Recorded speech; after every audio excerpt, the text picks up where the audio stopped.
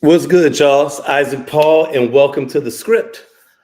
Man, let's get right into it. So, for those of you all that are not aware of this, that track that you all heard in the intro, man, that was produced by yours truly. You know what I'm saying? I don't think I've ever openly taken credit for that. You know what I'm saying? And yeah, that was one of my crowning achievements. You know what I'm saying? It was a super dope song that, did a little movement on the underground, but it didn't do nearly what it was supposed to do. But the beat was dope. But nonetheless, you guys, man, I appreciate you all for tuning in. This is going to be, a fun show. It's going to be a little different, right? Because really what I want to do on this show is look back at one of our past episodes where we had a really, really good discussion. And, it just felt kind of relevant for a number of different reasons. But, I did want to just step in briefly because I thought it would be important to just on this platform show an immense amount of love and just credit and adoration to Joy Ann Reid. She recently, her show was canceled. And, it is a very unfortunate and sad thing to hear. I did want to have a bit of a discussion about it, not really get too in depth. It might be something that I want to do a deeper dive. Admittedly, while I'm a big fan of hers, I had not been tapped into the show since the election, right? And that's what happens sometimes when you disengage, right? So it's not necessarily that I am the reason that occurred, but I do know that things occur when you put the appropriate amount of attention and care into it, right? And so not really knowing all the specifics of what the reasons were behind her show being canceled, I can't necessarily intelligently speak to that. Optically, it doesn't look very good. For anybody that's tapped into the specifics of just what it is optically, it doesn't look very good. But quick intro for those of y'all that are not familiar with me. I am the host of the Tequila Tales. And what is the Tequila Tales? The Tequila Tales is a fully engaging and highly interactive discussion on love and relationships. What it is not is a panel discussion. And I'm always certain to say that, right? And no shade to panels, but when it comes to panels, you're sitting there and you're listening to what other people think. You're listening to what their thoughts, and their beliefs. But what the Tequila Tells, our motto is, with love, we all have a story to share. And so, it's our goal to get those authentic stories, that authentic conversation from the culture itself, right? And so the script is kind of like the digital counterpart. It's a collaborative effort between the Tequila Tales and blackdoctor.org, which is an organization that really puts the spotlight on Black health. Whether you are looking for a physician and you want someone that you feel kind of understands you on a more, emotional and just even cultural level. Blackdoctor.org is a good resource to have, But yeah, like I said, I did, even though we are going to look back at one of my past episodes, so it'll be a bit of a rebroadcast. I did just want to kind of speak about it a little bit, and just to give some context to it.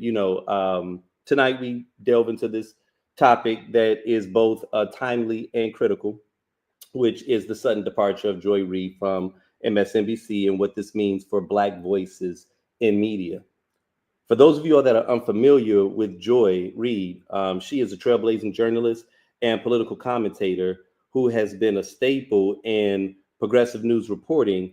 And as the host, as the Read Out, she brought an unapologetic and deeply insightful lens to politics, race, and justice, offering a voice to communities often left out of mainstream narratives.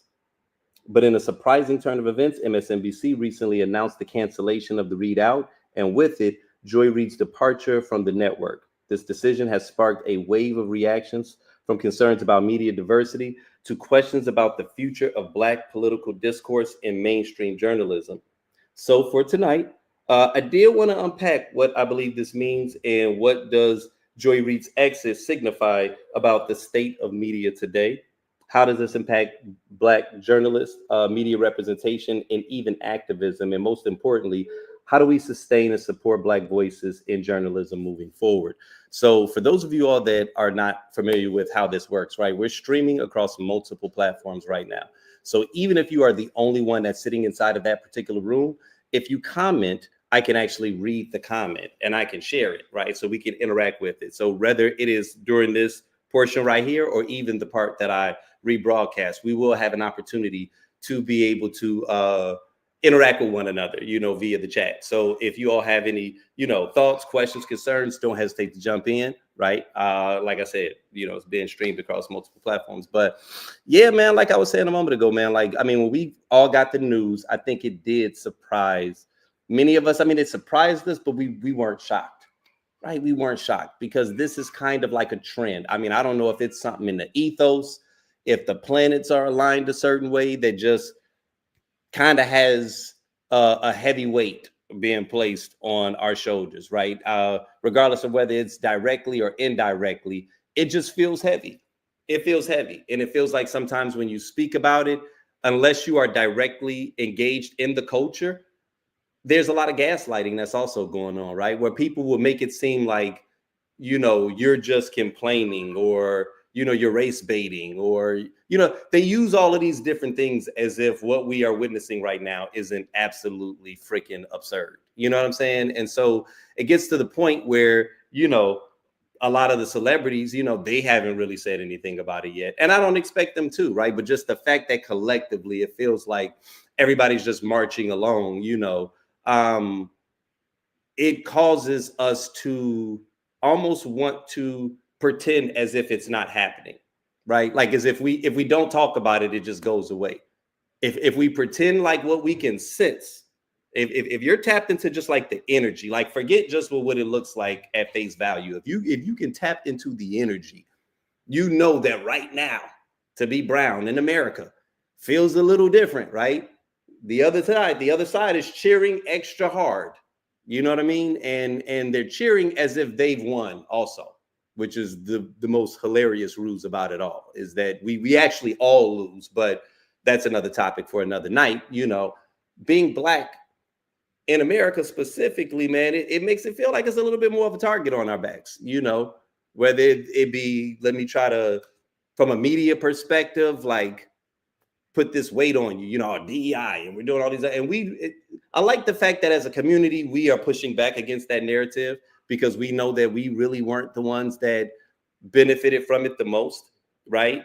We are like, okay, you guys, like there's a list, and at the top is white women, and then right beneath them, it's the LGBTQ community, and then there's disabled people. We like number 5 or 6 on this list. There's veterans, right? And then somewhere around 5 or 6, you get the Black people. But somehow we became the poster child of it, right? And I think because of that, if it forces us to want to fight on its behalf. And, on a personal level, I'm kind of indifferent, right? Because on one level, it's like, take it away. Because the majority of us that got in our positions, we got it on our own merit. So if you really want to be merit-based, we still gonna be in the house, right? Like there's me that understands that, but then I also understand the danger and just the argument that exalts anti-diversity, right? Because at our core, we are diverse, right? So even if we are number 6 on the list, we on the goddamn list, right? The moment that they say, hey, the list isn't important, then even though we've only been getting number 6, we go from getting number 6 to not getting anything at all. So we got to be careful with that argument sometimes, right? Because I feel like we get into that space where we want to be so like, and be totally disenchanted.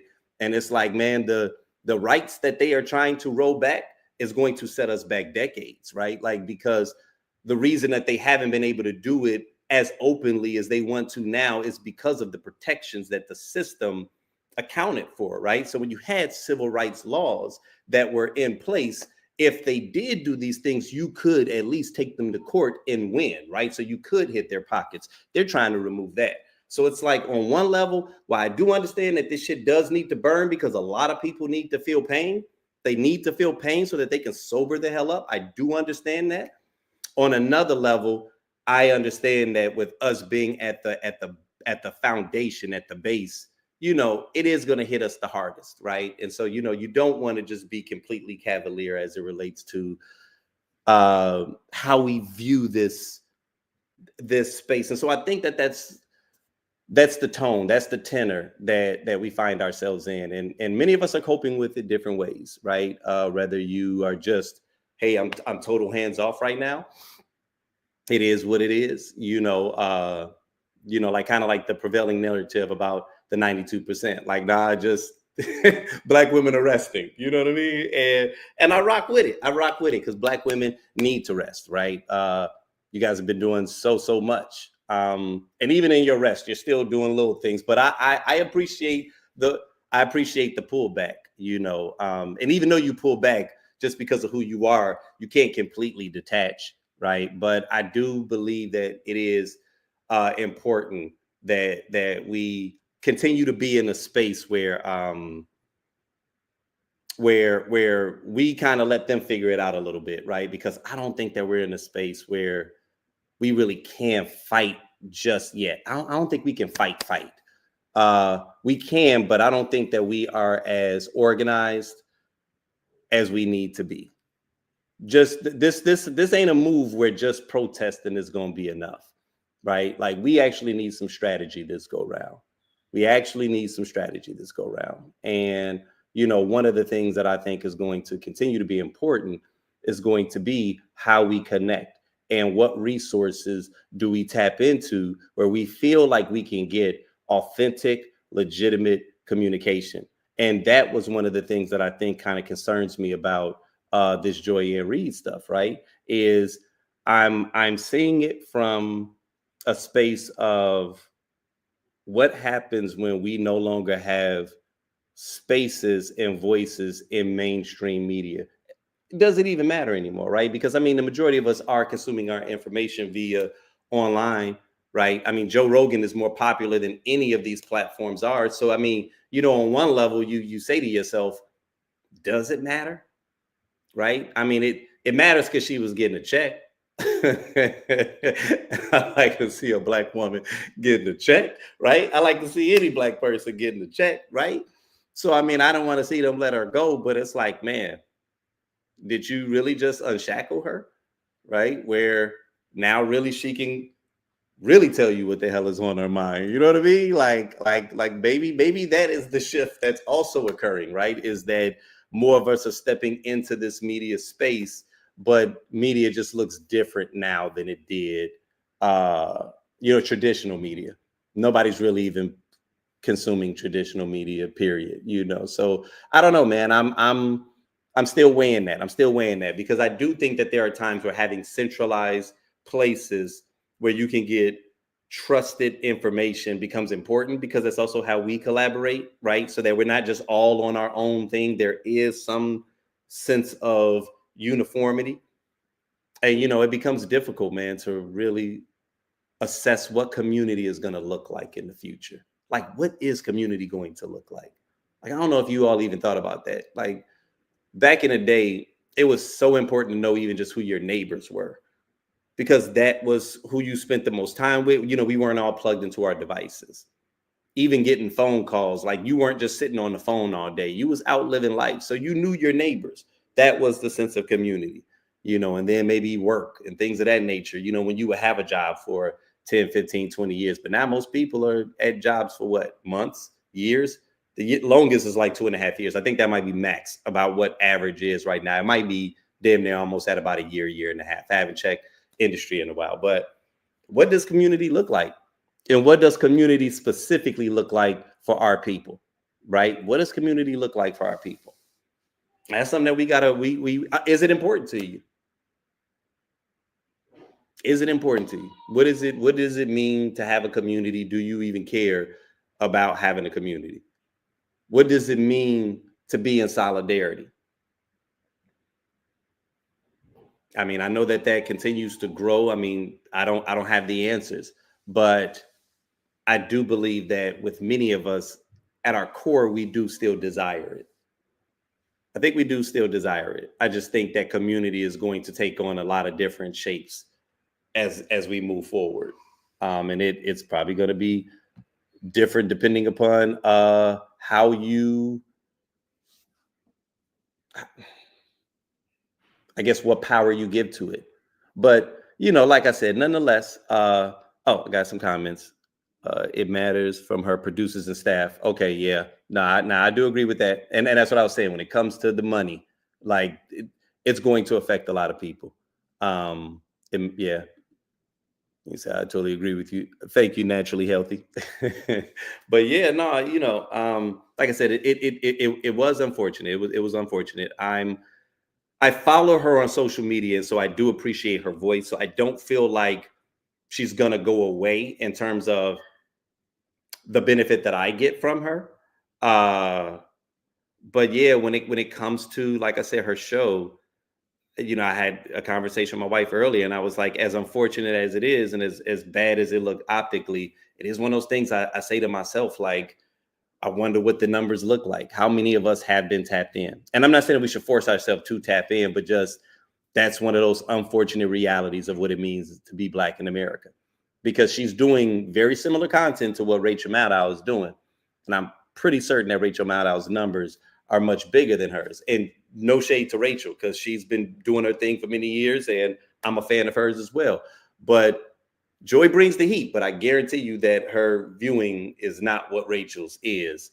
And it's for reasons why we know, right? And it's why it's difficult for us sometimes, because it doesn't matter how great you are, you're appealing to a particular demographic sometimes, especially when you're in this space that deals with popularity. We don't have the numbers. So even inside of the intellectual space, if you're a Black intellectual, you're appealing to a very narrow percentage, right? That's like 10% of the 10%. Whereas if you're just like white intellectual, like, okay, that's 10% of everything. That's a much bigger pie.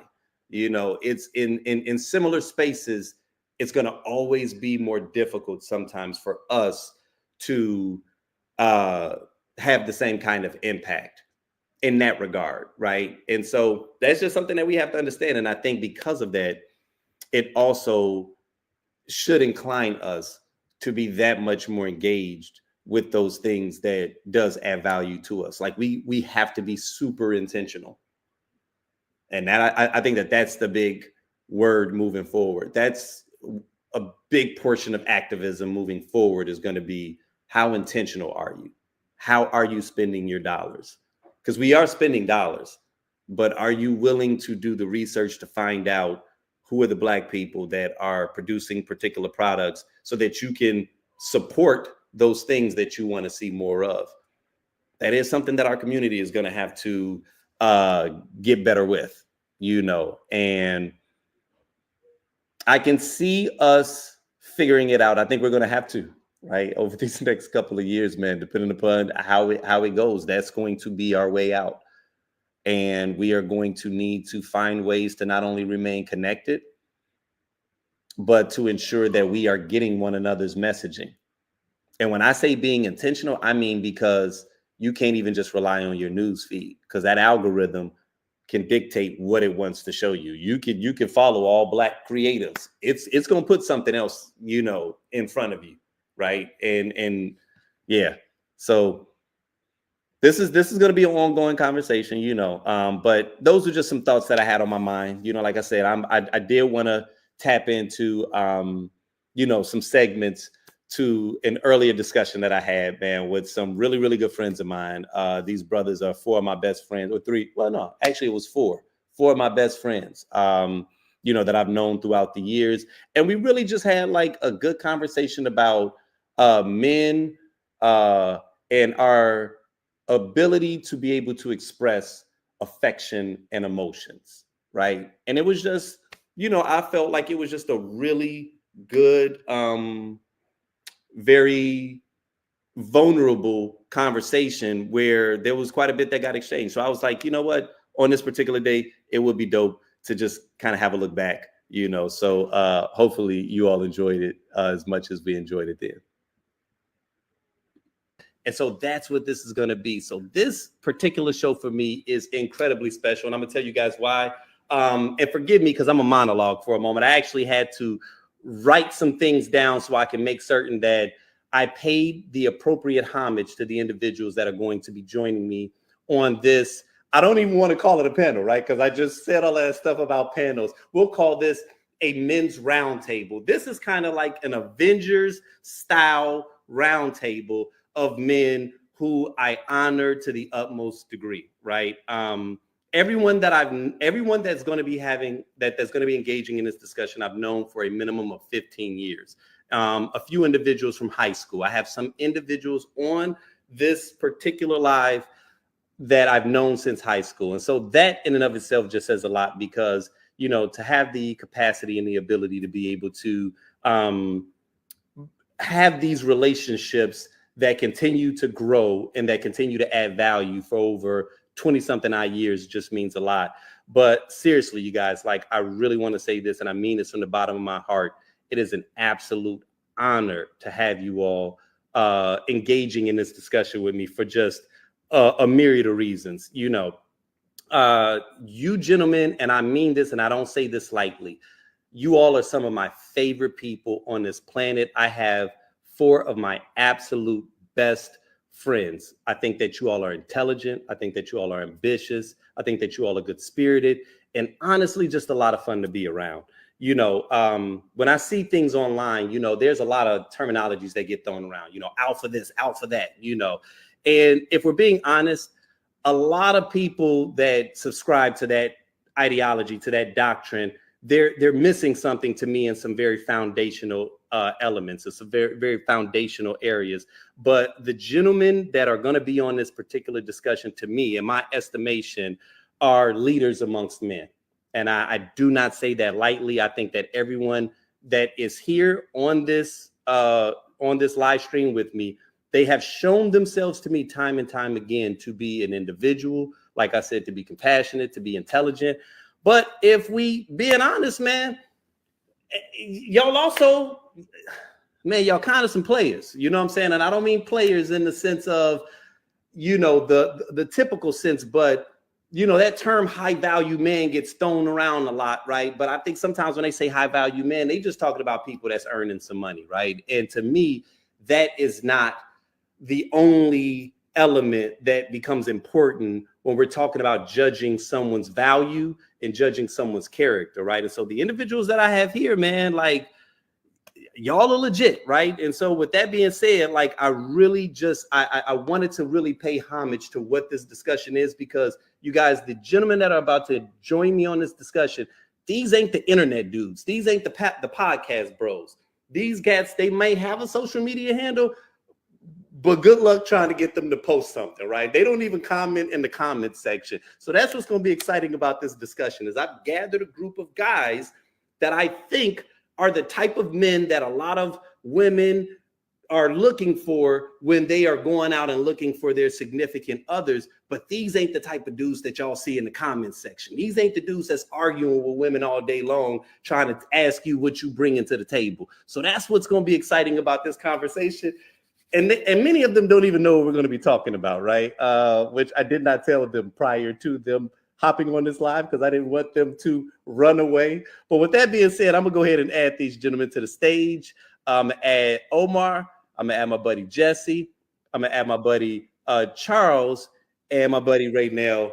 And with that being said, gentlemen, welcome. You know, this is going to be a good discussion, man. Again, I don't want to keep big up in y'all, man, but I cannot say it enough, bro. Like, I thought I was going to get one of you all for this discussion, and then I was going to grab some other people. The fact that I got all 4 of y'all, like, dead ass, man. Like, I cannot explain. Like, I'm actually a little nervous, and I don't even think I would be nervous if it was like 1 million people watching right now. But the fact that I have who I consider to be my round table engaging in this discussion, it means a lot.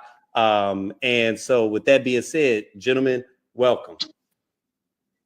Appreciate it. You made us sound like the guys that teamed up on Drake. You introduced us. Avengers. Right. We all got excited about the takedown of Drake. You know what I'm saying? Right. Exactly. So whose relationship are we taking down today?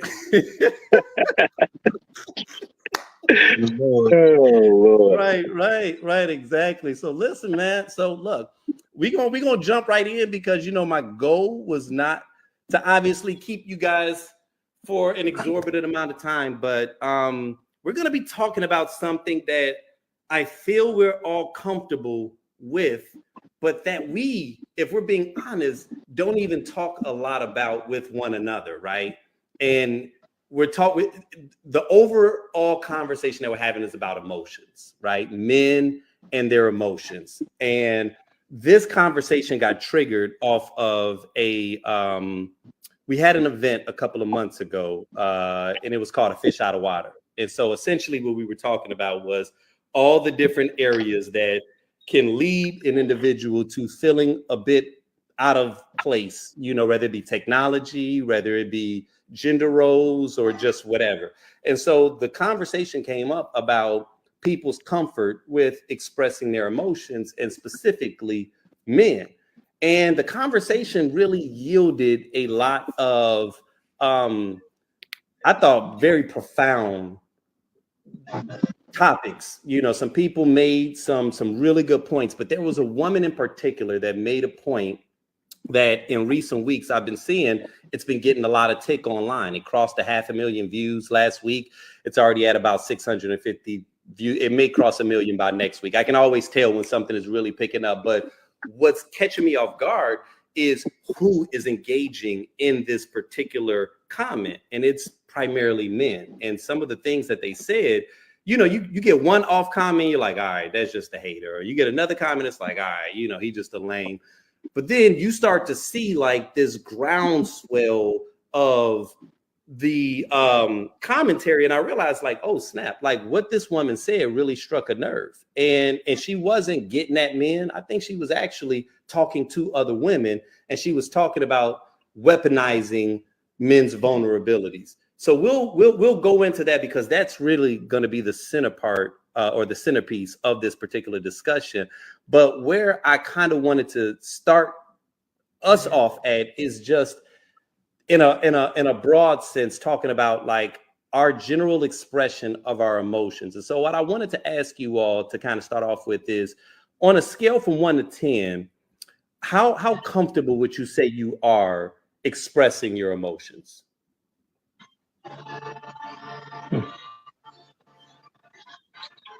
Not all at once. Ike, let me just start by saying you did a good job. You kept the topic a mystery until we joined. And when I heard you say that we were going to be talking about emotions, I almost interrupted you and said, excuse me, I'm out. But to be honest, I am comfortable expressing them. I think the challenge is, who do you trust to be vulnerable like that? Because it's not something that's well received all the time, depending on who you're talking to, who you're interacting with. So I think we all probably have stories. As you get older, you have to be more selective about who you're giving your energy to. And so I think that's where the emotions come into play for me, especially as a man. I think there are expectations for how we're supposed to move, just from a cultural, societal standpoint. And some of those old tropes I kind of agree with. Maybe not all of them, and maybe not the way it's been sort of perpetuated in a lot of conversations today. But I think overall, it is something that I'm open to. I do acknowledge that maybe women have a stronger sense of managing emotions. I think that's something I can take my hat off to them too. I don't think that's stereotypical, but we can debate about that. But if I have to wade in those waters, I'm not afraid to do it, especially if buttons are getting pressed and, depending on the situation, if I'm coming in, emotions can be anger, sadness. It doesn't always have to be vulnerability. It can be expressing anger and really just,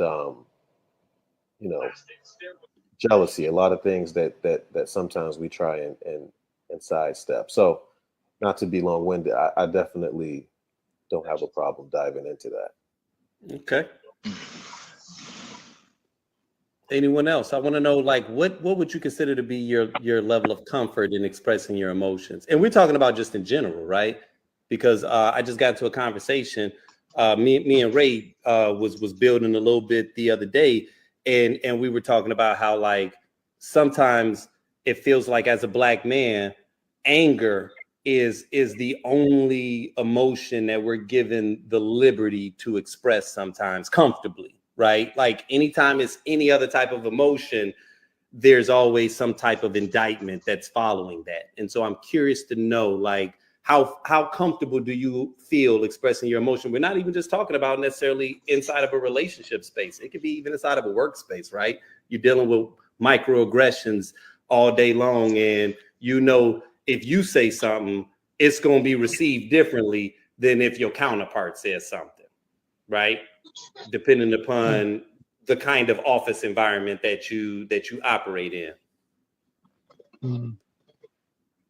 I'll chime in really quick. I think the way I think about emotions, I mean, I think you said you brought up Black men, but I remember as a kid, there was a movie about Scott Joplin, who created the song for the ice cream truck, or that was later used for the song for the ice cream truck, and everyone knows that song. But anyway, there was this scene in the movie that it always stuck with me as a kid. But it was about when Scott Joplin's best friend was like murdered or something like that, or killed or died off or something like that. And he goes in front of his family, no emotions, just like blank stare. And he just goes upstairs to his restroom and just started bawling out.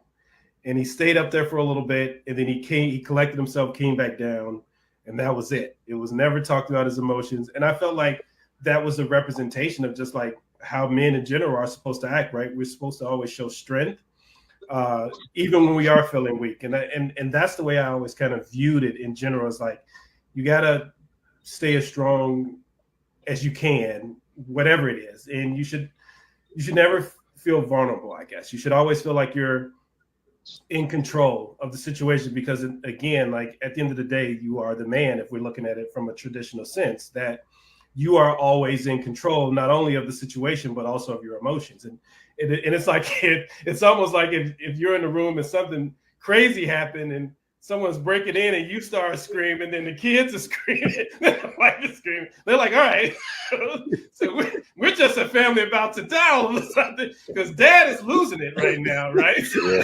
We're looking bad as a unit right now. He's just as scared as the kids, yeah. Right? So it's like, I think just like, I think there should be some outlets for men where they can, kind of show those emotions, because I think at the end of the day, it's like when you think about it, men have a lot of pent up energy, right? And and that's when you see men going off on stuff that's really kind of silly.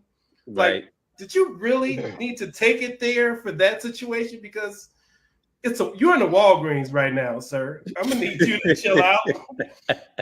You just took this to a new level, right? And it's like that's all that pent up emotion and that energy. And I think there should be some kind of outlet where men can kind of really express their emotions. But again, I would just give my point that I think that we're just not, I think our generation, we're not taught to express our emotions, really, right? It's almost like, and not to be long-winded, but it's like when you were a kid, for those who had a dad in the house, when dad came in the house, he didn't talk to you.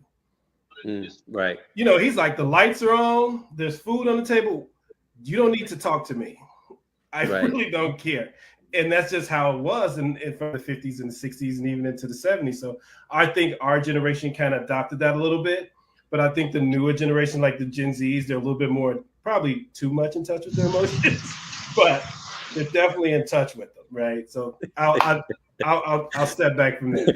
No, you know what though? Because we will touch on that in a moment, right? Because I do think that there is on some levels, right, like a balance, as it relates to this space that we can find ourselves at, where it's like on one end there's us not expressing emotion at all, and some of the results that can happen from that. But then, like you said, with this generation, it's almost like, have they overcorrected on a level where everything, and not to throw out terminologies like they're too emo or anything like that, but there is a point where it's like you do just have to bury your head and get the work done. You know what I'm saying? And everybody doesn't always understand that. I do think that because we're becoming on some levels a little bit more emotionally aware of your mental and emotional state, we think that at all times, 24/7, your emotions are supposed to be coddled and catered to, right? And that's not always the case. In every environment, it's not always about you. And sometimes you just need to shut the hell up and get the job done, right? And so I do think that there is some space, or sometimes that we find ourselves in these spaces where we are noticing that there is a new breed of individual that's coming up that has an almost inability to be able to manage their emotions. And so, yeah, that was something that I was going to ask you guys, but what's the opposite though, right? The opposite is toxic. To be too masculine is toxic. Right. Not enough emotions. Right. And I found that toxicity start to creep its way into the way men and women are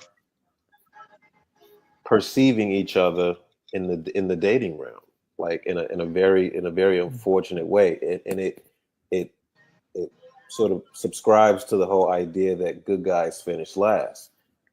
You know, you start to see that sort of unravel based on the fact that a lot of times I found that, and this could be seen sort of as inflammatory, but I do feel like it's very honest to say that a lot of times women will say that they want to see these traits in a man, being very emotional, being very in tune with that, wanting to cuddle, wanting to carry the puppy around in the back, but then be very attracted to the opposite. And so I think that's where they struggle, because they start, I do feel like at the end of the day, that's not what they're often dreaming of in a very desirable way. And so I think that's something that you have to grapple with, is when are you maybe giving up too much when you're trying to balance being emotional, being in touch with that, but then also sort of not giving it too much to the point where it starts to become unattractive from what I've seen. Okay, and that's a good point, right? And like I said, in the moment when I play the clip, you'll even see why that exact point to me has so much validity, because that particular point that you just said right there, there was a comment that got made, and it's when I decided that, okay, instead of me just highlighting this particular clip for this particular segment of the script, I was like, this is actually kind of worthy of an entire conversation in and of itself, right? So I'm gonna play this clip in a moment, but before we go there, one of the things I wanted to talk about was, I feel like men, and specifically Black men, like I said a moment ago, we really aren't given much latitude when it comes to the expression of emotions beyond that of anger, right? But I question if it's always been that way, right? And so, I take music sometimes, for instance. I feel like over the years, music somehow has taken a very sharp turn, where in the earlier days, and we're talking about back in the Motown days, it felt like we were able to express our emotions, our adoration, our love for women. And now we're in this space where it's like, forget even people calling you a simp, but I'm like, even when you listen to the music, there's nothing about it that gives men the liberty to openly share their adoration, affection, or love for women. It's almost like somehow that is being cast away, right? And I'm like, when we came up, we came up in a period where even the players was the dudes that knew how to talk to women. They was the dudes that knew how to kind of interact with women and make them feel good. Even if you was a dog, even if you was just trying to get the draws, you wasn't gonna get the draws by trying to browbeat them over the head by how much they ain't it, and trying to belittle them. It was always like let me kind of feed into you and make you feel good as a woman, because as a man, you felt secure in your space. And now it's like we're in this day and age where it no longer feels like that is the impetus for interaction. And what I guess I'm trying to figure out is like, when do we hop off that track? Do you all have any idea of when we deviated, when society as a whole shifted away from, oh, this is what romance looks like. Oh, as a man, you're supposed to make women feel good, to like now we're combatants, and anybody that is showing the opposite of something, like you said a moment ago, Jesse, of something that's toxic, is seen as weak. And so I'm like, what do you all think was the catalyst for that? Like, where we're not even given the liberty to love openly without being ridiculed by our counterparts. Do you think that that was us, or do you think that that was them that created that? That was a culture shift. Mm. It was a strictly culture shift, right? And the challenge with the way cultures move is that, you know, it depends on who has the loudest or the biggest megaphone, right? And they're going to be the ones to move the culture in a different direction. You know, if you think about, you know, during medieval times, whatever, when you courted a woman, you were most likely had to show up to her house with roses, and you had to show up with the wedding ring. You had to ask the parents, can I marry your daughter? You had to go through this whole thing. And the reason why they did that, or the reason why that was a thing back then, is because the parents didn't like that their daughters were being used by men. The men would just go sleep with them. There's no effort on their part, and then they would leave. Someone needs to mute. I don't know what that is. I know, right? That's what I'm trying to figure out. Really where that's coming from. It sounds like somebody cleaning a commercial building. That's what I was trying to figure out. I was waiting for somebody to say something. Right, that's what I was trying to figure out. Let's kick up the house cleaning rules. Let's kick up some house cleaning rules. You know, this is a black podcast.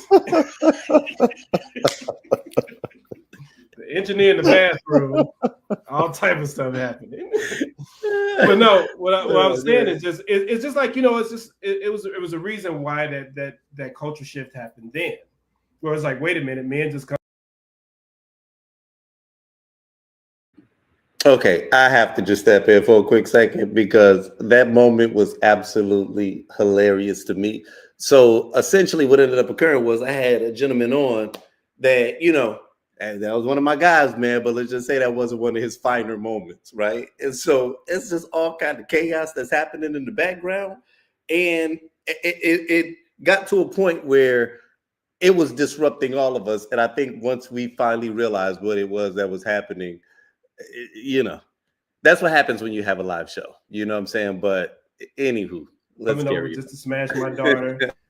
They're not really serious about it. And then they put into place, nope, you need to save up for a ring. You need to save up for a house. You need to do that, this, and that. And then you had to have that in place in order to, you know, to court the daughter or whatever.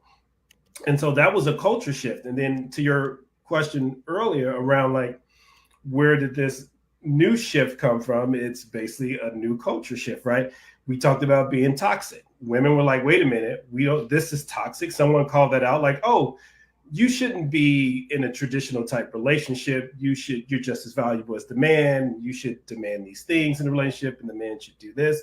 So again, another culture shift happens, right? In terms of what is the role of a male, right? What's the role of a woman? And those are culture shifts. And I think the challenge with that, with the challenge that comes with that is that the only time you have these culture shifts is in a progressive society.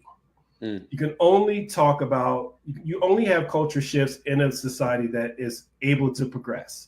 Because if you think about in the Middle East, it's still a traditional relationship between a man and a woman. The government, the society, the religions, they don't really care what you think. They don't care what you call toxic, right? They're like, yeah. But this is the way things are. But because we're in the West, where we're always trying to find the best solution for everyone, you know, you're going to have these culture shifts happen. And again, you're not going to have a lot of people agree with them, but you might have, you know, the majority of people that do agree with it to an extent. But then again, once the pendulum swings, it swings, and there's no pulling it back now. Okay. Now, one of the things that I've and tell me what you all think about this, because I'm gonna share what I know sometimes is the prevailing narrative on the internet, right? And the internet can be very polarizing. It's either this or it's that.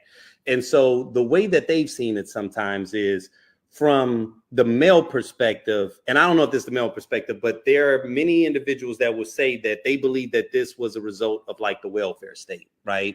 That the moment that welfare came in, Black women were incentivized to not have a man in the household and not have a man be a part of that particular union. And so over a period of time, that kind of metamorphosized into just us gradually pulling ourselves apart as women become more independent, as different types of roles in society open up. Now, all of a sudden, there's this belief that women don't need men. And so just gradually, it just kind of erodes the fibers that are generally allowing us to connect. Other individuals will say that as women became more independent and as society began to shift, Black women started to get greater education. They started to dig deeper and work on themselves and develop, and Black men got left behind. And as a result, we now feel inadequate because we can't necessarily go toe to toe for them. And so that is what you're seeing as being the largest chasm that is between men and women, specifically inside of our culture, is because men want women to still be subservient, even though they aren't making the same types of personal investments in themselves to kind of level up, right? And that is what kind of created the chasm.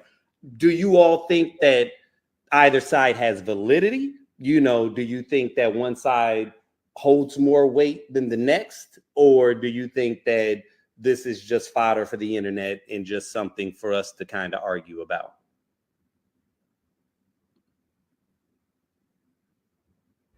I'll hop in there real quick. Just because I like when I get y'all thinking. I think you were generalizing Okay. with the welfare state. Like not every Black person was on welfare. And so I think there's a bit of generalization there. But if we look at that, could we say that even though there was a generalization, there was a small pocket of people that participated in that program?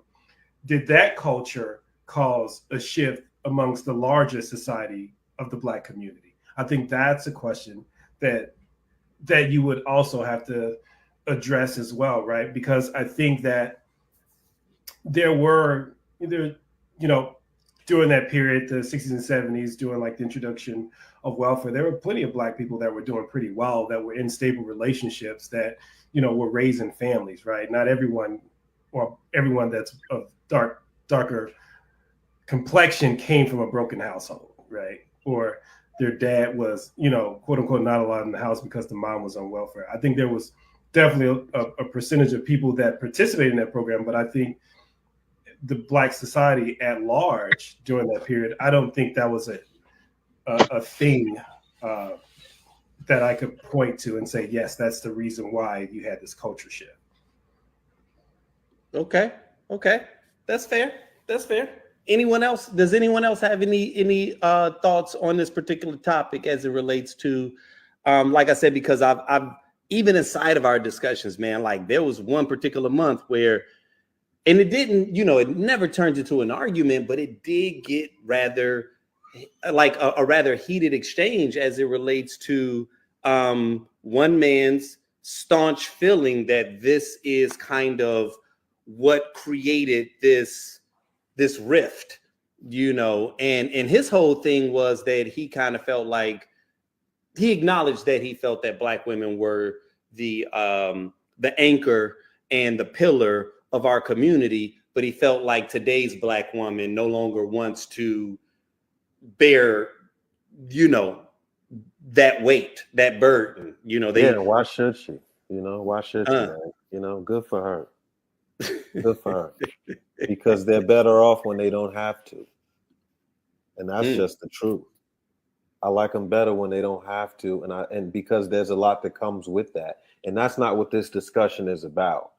But I think that if I were to try and take it and kind of bring things back to where we started, their ability to anchor their emotion into different areas of their life, given whatever they're obsessed with or whatever is their focus at the moment, it shows through how well they've done having to pick up the slack. Some people may not like to hear it said that way, but in a lot of these households, they are picking up the slack, regardless of what the decisions were, because most people that are living today weren't making those decisions.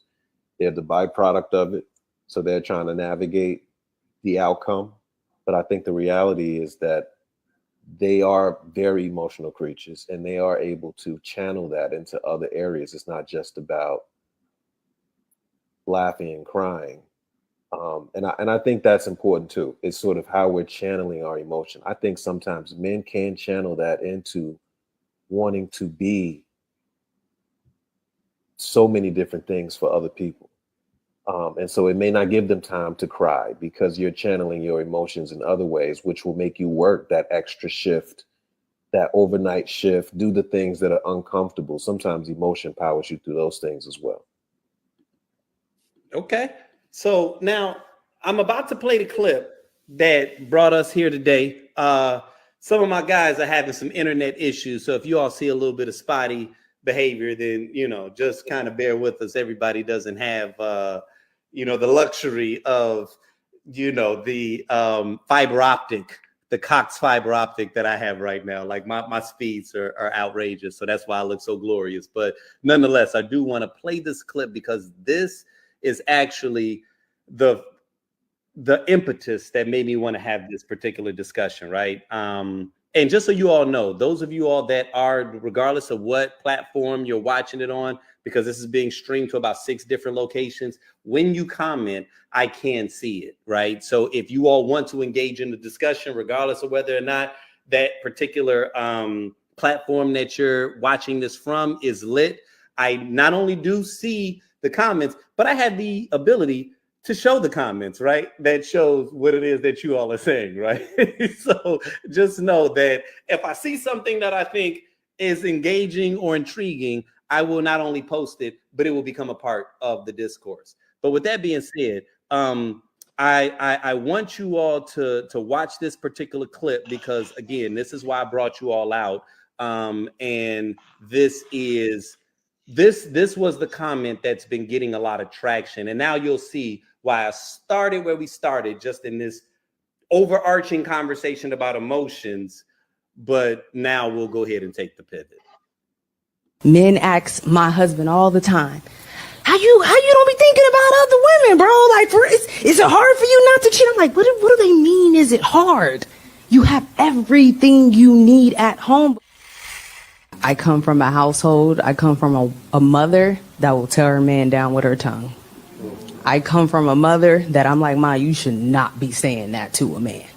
So that's where I come from. And I wholeheartedly believe that it's required for any healthy relationship, for your marriage, your relationship to be your safe space. I don't need you to go outside of this home to talk to your friends that don't know nothing. I don't care. Some of these men is dumb. Some of my husband's friends, they dumb. Y'all don't know nothing. Y'all not even married. But to be able to come to me, and it's so important that it is a heavy responsibility, ladies. It's a heavy responsibility that when a man confides in you to let you know his weakness, you're not packing that away as a weapon later. Because that's what the fear is. The fear is she gonna use this against me later. She go, oh, you was crying about your daddy issues 2 days ago, but now you don't no man wanna hear that. No man want you to use their vulnerabilities as a weapon. That's the fear. But I thrive in the comfort of knowing that my man, he knows he's safe. It would hurt me to know that he finds a safe space with his friends, but he created this union with me. He said he was going to figure this out with me. It's not realistic to sustain a relationship depending on outside people. The first thing me and my husband do, I do go out and vent with my friends because I'm a woman. Girl, he ain't do this right? However, there is not a conversation that I have ever had with my husband that was not had with us first. He knows everything. He knows how I feel. I know how he feels. Is it still challenging until this day for him to still open up? Absolutely. But every single time he opens up, I reassure him, I got you. I'm your rock right now.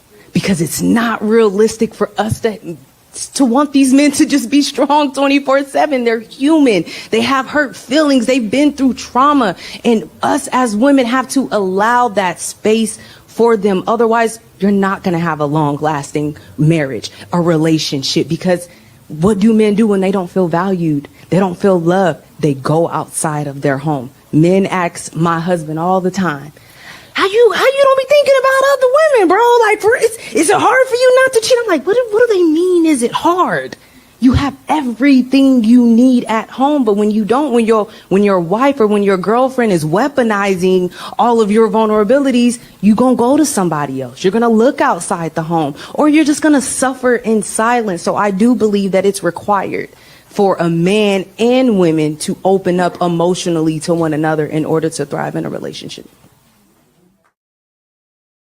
So, I thought that first off, the woman that made that particular comment, she had made another comment earlier that evening that I thought was, in my own personal opinion, it was one of the best comments that I've ever heard in the 11 years of us hosting this particular show. And I've heard some incredible things, but she kind of shared about how,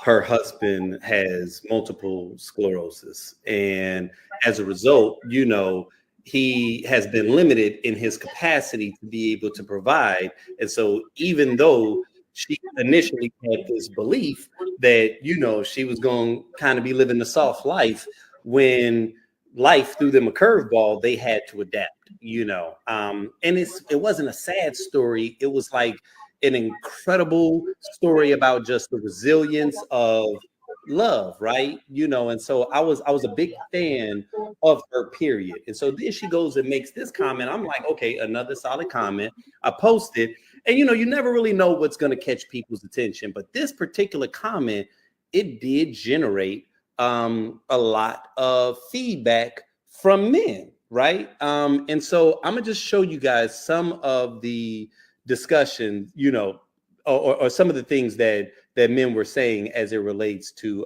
this particular discussion. Hold on one second. Let me go ahead and pull it up. There we go. Okay. So, occasionally you'll get these type of comments, right? Women these days aren't built like this. Can fight on her if you want to. All you're doing is providing her the ammo to take you down at the earliest inconvenience, right? Then you get stuff like this. Never show them your weakness. They'll just throw it in your face later every time. Being vulnerable to a woman is like bleeding next to a shark. I'm sorry, I can't be vulnerable again, right? 100%. That's why Black men venture out to other races of women, because Black women don't make a safe space to talk with them. It's my opinion. It's what I've experienced. And so there was a lot of that, right? And those typically aren't the type of comments that I'll key into, especially not the ones where we try to make an excuse as to why someone dated someone of a different culture, because to me, don't minimize that, right? Like maybe they just love that person. Maybe it doesn't have anything to do with some pathology or, I hate it when we reduce complex topics to something that's so ridiculous. But it did feel like the algorithm was sending a lot of men that had experienced this type of someone weaponizing their vulnerability. And so that's when I was going to ultimately make this a conversation, period, right? But then this particular comment came up. And when this comment came up is when I was like, you know what? This might actually be worthy of highlighting this and making this the subject matter for the entire show. Guy said, a lot of women don't use our vulnerability as a weapon, but they will still determine their idea of us by that weakness and won't be able to see us as an upright and steadfast man anymore, no matter how much of a man we are to them, we are to and for them. This makes them lose respect for us as time goes on. After a while, they'll start disagreeing with us more, no problem. But then they'll start raising their voice at us more, start being more combative with us, stop trusting our provision, and stop submitting to our individual inner wisdom as a man. They don't have to weaponize our weaknesses directly. Oftentimes, it happens gradually and unnoticeably. And so that for me was when I was like, oh, okay, wait a minute, pause. You know what I mean? Like, all right, now we're going into another realm that's making this a more nuanced discussion, because most sensible women would not want to use your emotional moment and throw it in your face. Some may, all of us can be underdeveloped. And there were a lot of people in the comments that kind of pointed out that men can do this too. And so I want to be clear that this conversation is not an indictment on women. It's not saying that I believe that, oh, women, y'all need to get better with this, right? Because in all honesty and actuality, we can do that same thing too. We all have the potential to weaponize vulnerability. But what this gentleman said to me introduced the caveat, which is where we start to discuss how there is this perception of what masculinity is, right? And it's not standard. It's not a fact as to what's masculine and what's not masculine. But if masculinity is what the woman was attracted to, and then all of a sudden you show this weakness, as you pointed out to a moment ago, Omar, when you was just like, if shit is going haywire in the house, and then all of a sudden as a dude, you the same one screaming and wilding out like everybody else. I can't remember what comedian that was just like, oh, and he screamed real loud. And it's like, as a man, you can't do that. Your woman ain't gonna look at you the same, right? Like, so as a man, we have to hold tight to whatever this idea is of masculinity or whatever our role is, so as the world may be evolving and attempting us to redefine what masculinity looks like, all right, have at it. And intellectually, a woman might agree with some of the spaces that you're going into, but if that affects her libido, then what, right? Then what? So this isn't even a matter of us just having this conversation about how we feel emotionally. How we feel intellectually, because we can intellectualize our emotions all we want to. Sometimes how we feel just don't make sense, right? And so that is when I was like, okay, I need to get some gentlemen in the room to figure out how do we feel about this, right? Because this is a more nuanced and complex discussion once we start to talk about how the moment that we don't fit into the safe confines of what it means to be a man, masculine, and specifically a black man, the moment that we deviate from that, we run the risk of losing the attraction and the desire of those people that we are attempting to pull into our world. So like, what's you all's feedback on that? I'm curious. So I will say this, Isaac. Had we been having this discussion a few years ago, I would 100% agree with the statement or the comment that you just read from that gentleman. I felt and believed the same things that he believed. If you share, yeah, it's okay to share. It's okay to be vulnerable. They may not weaponize it, but it's, at some point they are going to, subconsciously or consciously see you differently. And I believe as a man, we want to be seen in a certain light, right? And we believe that if we share that information with them, they will see us as less of a man, less masculine. And I say that if we were having this conversation a few years ago. Today, as I sit here, I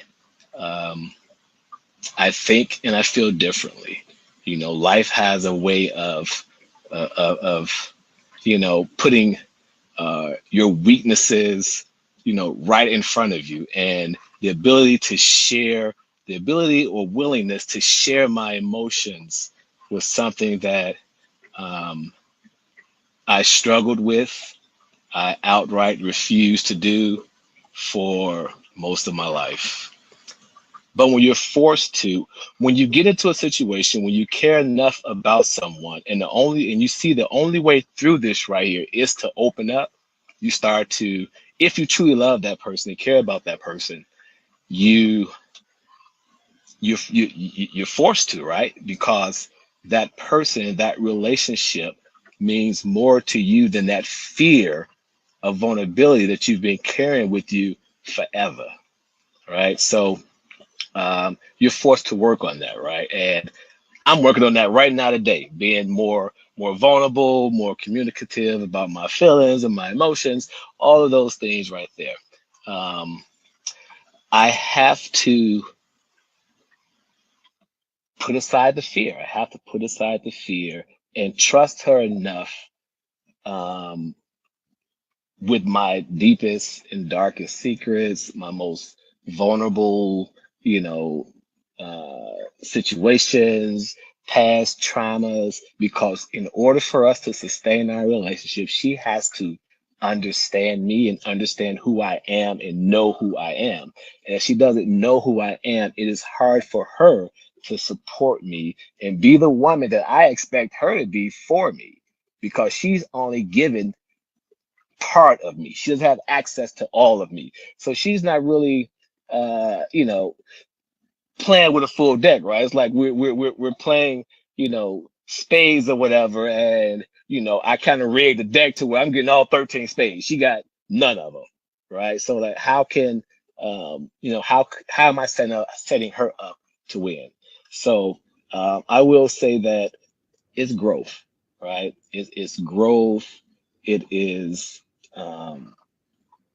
taking sort of an introspection of yourself, right? To try to understand where that comes from, right? And I was able to kind of put a finger on it. I was groomed that way, right? I was raised that way. I was taught not to share my emotions, just the opposite of what's expected of men today, right? I was raised that way, right? So it's hard to change that, right? But I will say you can change it. We as men, we can change it. And I think that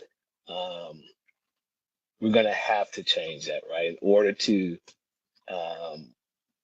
have the type of relationships, healthy relationships that we want, we're going to have to make this change, even though it goes against everything that we were, as men, we were taught, how we were raised to, never show your emotions, never let a woman see you sweat, never cry in front of a woman, all these type of things, right? But in doing that, I realized that it just hasn't worked, right? It hasn't worked. I've had many failed relationships, and at the end of them, it was always the I would say that common thread was I just didn't open up. I wouldn't open up. I wouldn't share. I wouldn't be vulnerable, and they didn't know how to love me. So. I'm working on it, but I do think that, some women, of course, they're going to do that, right? But if you find that right woman, and the woman that you have, right? Like you know her. And if you're with her and you're feeling that type of way, if you got a queen or if you got a thought, right? Like, this, right? Like, this. You know if you got a queen or if you got a thought. If you got a thought, keep your emotions to yourself. If you got a queen, level up. Level her up. Right, level her up so that she's right there with you, side by side, so you all can kind of press forward on this journey together, and be whole, happy, but most importantly, healthy in your relationship. Okay, that's solid. I think he just dropped it, right, and I think that's what we were getting to, right? When you think about overall, it's like, who is your partner, right? If your partner is toxic, you probably shouldn't share information that's going to hurt you in the future, but you also shouldn't be with that person if you can't share that information. So I think that's the biggest takeaway, right? That if you had information weaponized against you, you were with the wrong person. So let's start with your choices on who you're going after, right? But you shouldn't blame an entire gender of people for doing something that's as like Ray said, like some of us are brought up to be masculine and to, you know, hide our emotion, just like some people are brought up to weaponize emotions against people, right? So it's that mismatch that maybe that's what we're doing wrong, right? If you date the right people, as Ray said, you date a queen, she's not going to do that. It's not in her character to do that. That's not how she's built. But if you're dating someone that's a little bit grimy, of course they're going to use any information against you when they see you at your lowest. They're going to kick you when you're down. That's just how some people are, and they were taught that way. It's part of their upbringing, just like it's part of our upbringing, just to keep our emotions to ourselves, right? Not necessarily like someone's going to use them against us. That's just the way we were taught, right? To keep it to yourself, man up, as they say, man up, hold it in. You like, but my finger is coming off, right? And it's like, just hold it in, man up. And right, your arm right. like twisted like way to the back, and it's like, man up, keep it inside. Right. You It's know? If I'm being totally honest, you know, when I think back here right now, you know, I've never really felt that safe in a relationship, right? Never really felt that safe with women. I mean, really outside of my mother, right? Like she's the one who I would, you know, go and confide my deepest vulnerabilities to and secrets to, you know what I'm saying? Because I trust her. Why? Because my mom has created that safe space for me to operate in. So I do think too that women, they have a responsibility and a duty to create that safe space for you, right? Very obvious, right? Like every chance that they get, they need to be able to, you know, show us that we can trust them with, you know, our big secrets and our small secrets, or our small secrets and our big secrets.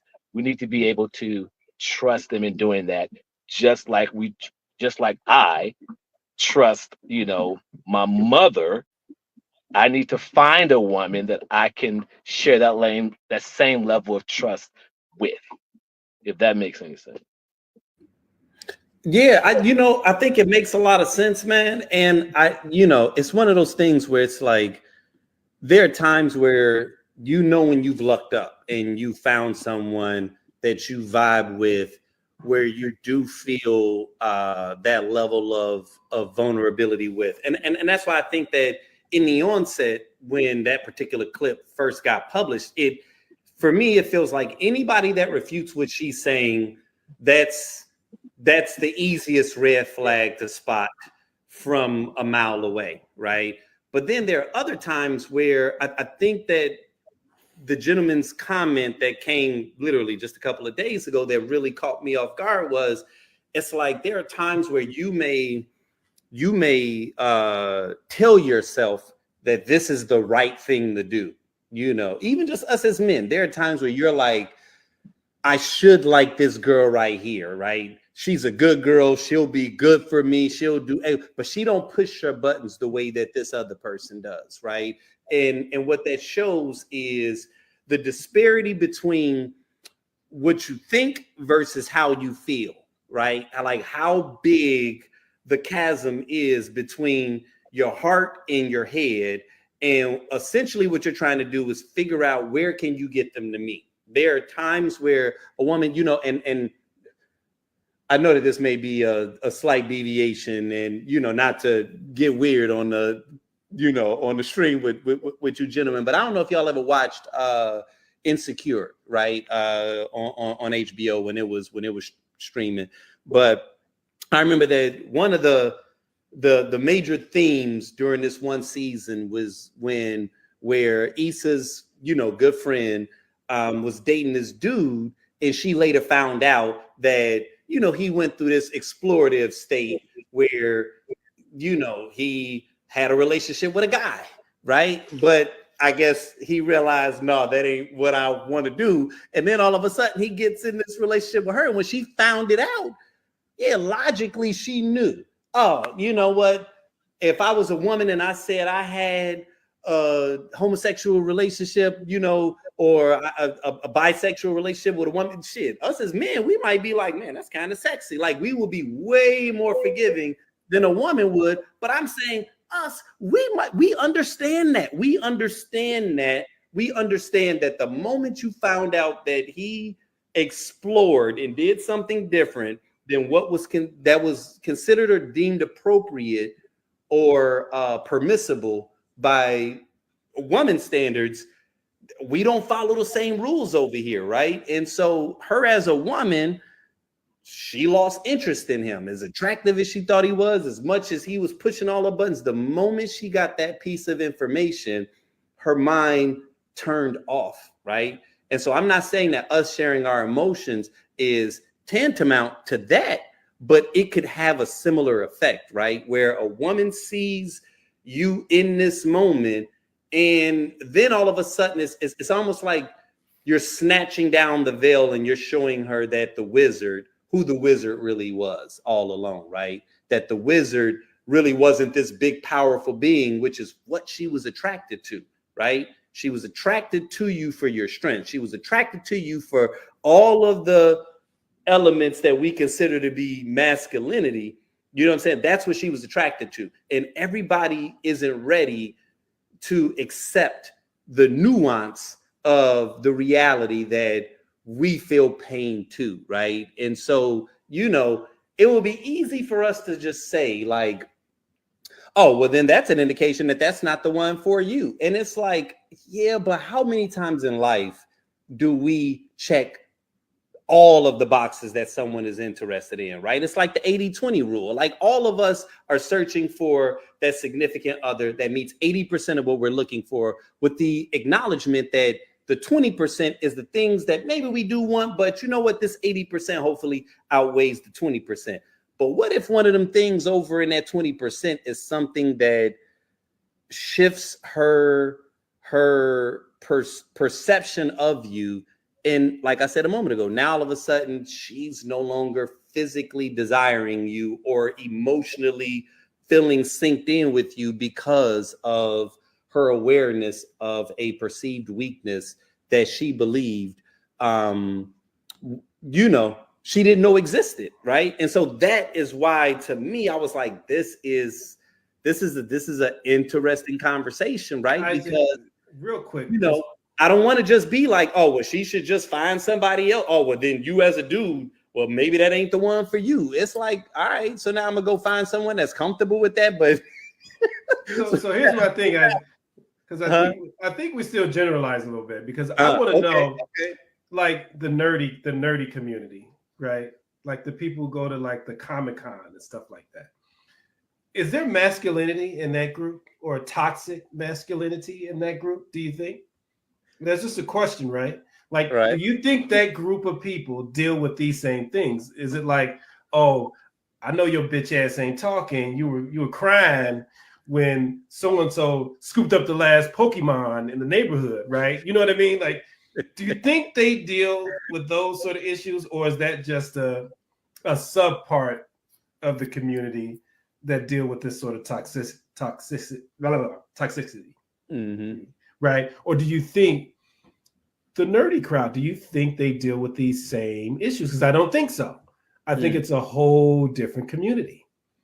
And I think a lot of those guys in that community are very expressive when it comes to their emotion. And they attract the nerdy girl, right? Like I don't know. I'm gonna have to push back on that.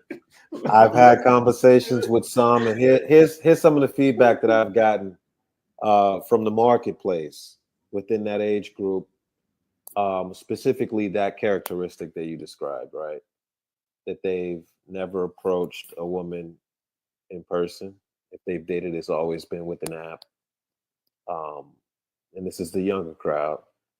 And I think some of them often are, you find more often than not, I think with the academic crowd, the ones who have really excelled when it comes to like studies, books, certifications, associations, I think they often will be the ones that are more socially awkward, um, because they oftentimes are just so hyper focused on academics or achievement or invention. And we're very grateful for those people. They serve their, their purpose in society. But I think at the end of the day, this is definitely bigger than, a certain like group of people, whether it be ethnic, um, class.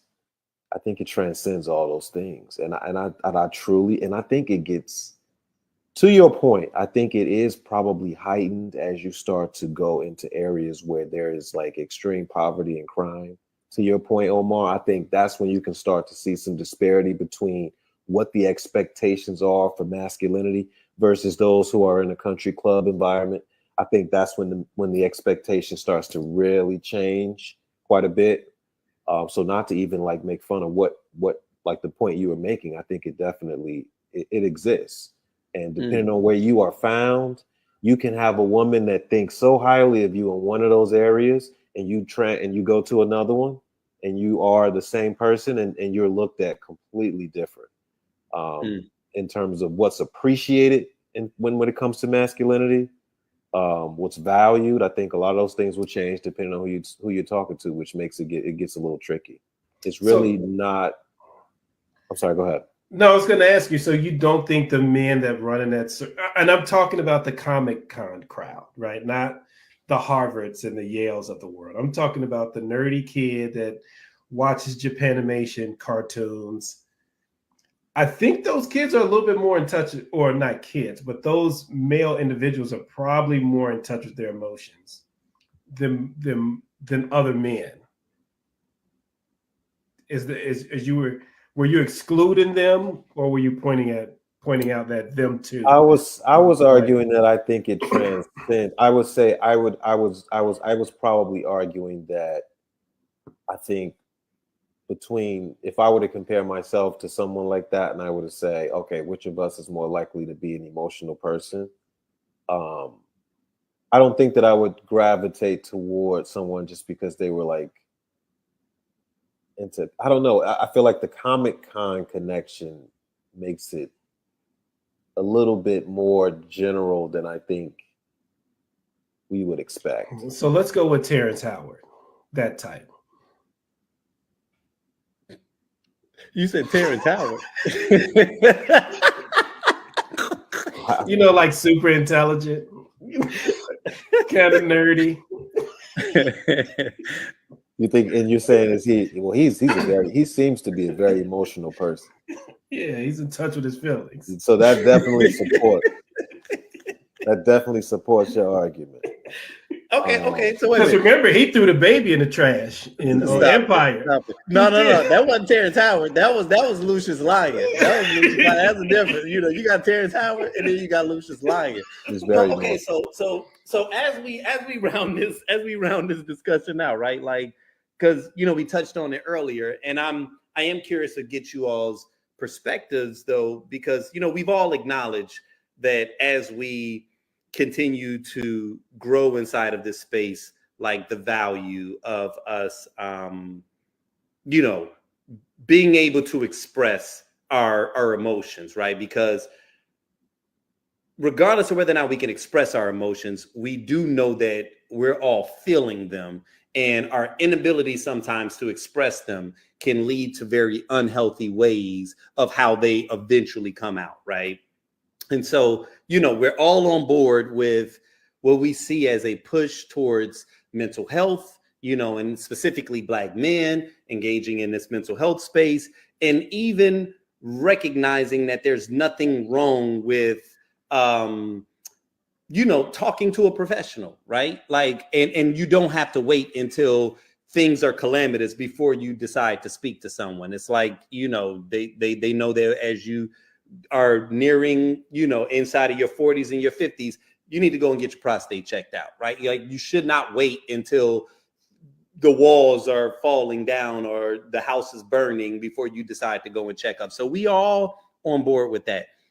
But as we just kind of alluded to a little bit early in the discussion, we're talking about that there are times where it's like you said, like you kind of need to man up, right?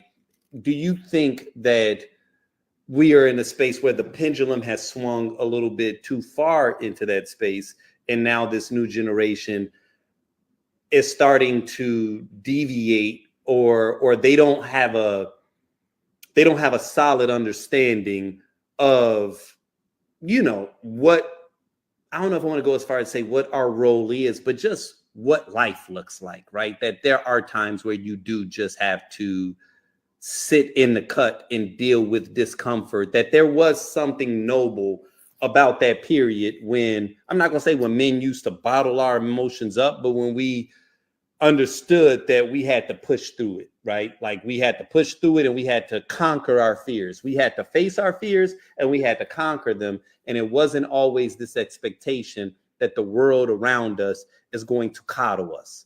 What's your emotions as it relates to that? Like, yes, we're leaning towards growth. Do you think we've gone too far? Do you think it's just enough? You know what I'm saying? Or do you think that we're a little out of whack right now and we still haven't found our sense of balance? We are out of whack. We're out of whack. We are definitely whack as a society. We are doomed as a society. Unfortunately. I mean, just think about like again, we talked about culture and how things tend to shift, but think about it like this. Think about who, and we may have had a conversation about this before, but think about when we were growing up, who our heroes were, right? Who we looked to on television. I remember, even before the Michael Jordans hit the screen, like we looked up to Mr. T. He had the cartoon and everything. Like he was a masculine dude. He had all the chains, and he had he was part of the A team, and right. He did all these things. But those are the individuals you looked up to. You remember Bo Jackson? There were these like men, right? Like guys we looked up to. And I think if you look at like who people look up to nowadays, it's totally different. It's a different game out there now. It's like, and if you think about, we talk about how we were raised and how we grew up and just the people we looked up to, it was just different. And, we didn't have that balance back then. I think, men were just always taught to be hard all the time and, and not to have the emotion. And so, of course, when you were young, you looked up to people you idolized, right? And they didn't necessarily have to be the toughest guy, but they had to be that guy at some point. Like Michael Jordan was that guy for basketball. So you looked up to him if you were in the sports, right? And so I think, having those role models in place were essential for people like us growing up during that era. But I think today it's very hard to find those individuals because if you think about it, who does everyone look up to today, right? It's the futures of the world, right? It is the toxic people, right? that they look up to because being toxic is cool. Even if you think about, Black Twitter, like, Black Twitter can be used for good, but then it could also be used for being toxic, right? But what do people love about Black Twitter? When it's toxic, that's when they like it. That's when they love it. Like we tend to gravitate towards things that don't help us as a community versus the things that do help us, right? And it's like, we got to get back to that. And that's why I'm like, we kind of screwed as a society, unfortunately. like most things, if not all things, too much of anything is not good for you, right? So I think we have to find that balance, right? Being overly sensitive or, at that end of the spectrum, it's not going to be good, right? Like we're going to be perceived a certain way. It's definitely going to have some type of effect on our relationship. And being too masculine, not willing to open up at all, not willing to confide in our loved ones, allow them to know who we are, that as well is not going to bode well in a relationship, right? So I think it's important that we try to find that balance, right? Where we can, as men, we can still be men, be, masculine and be the role, or play the role that we were created to play, right? Or the role that we were created to be in. and women have to do the same thing. And we have to somehow find a way to find that balance to come together to where everyone feels, valued, appreciated, respected, and able to just continue to grow with one another. So, okay. So, gentlemen, man, I can't say this enough, man. And I mean this. I love you guys. Before I wrap, any final thoughts? Any final thoughts to the group? You know what I'm saying? I told you guys I was gonna keep us tight. I told y'all it'd be about an hour, a little bit over. I got permission to go a little over an hour. You know what I'm saying? I heard it was 88 degrees in Chicago and shit. So I don't want to keep y'all too long. I get it, right? But I don't know, but here's final thoughts. I'll throw a fun fact out there, and I'd love to open this up for the group, because we always talk a lot about relationships and where to meet people. Did you know that LinkedIn has become the place for dating now? Really?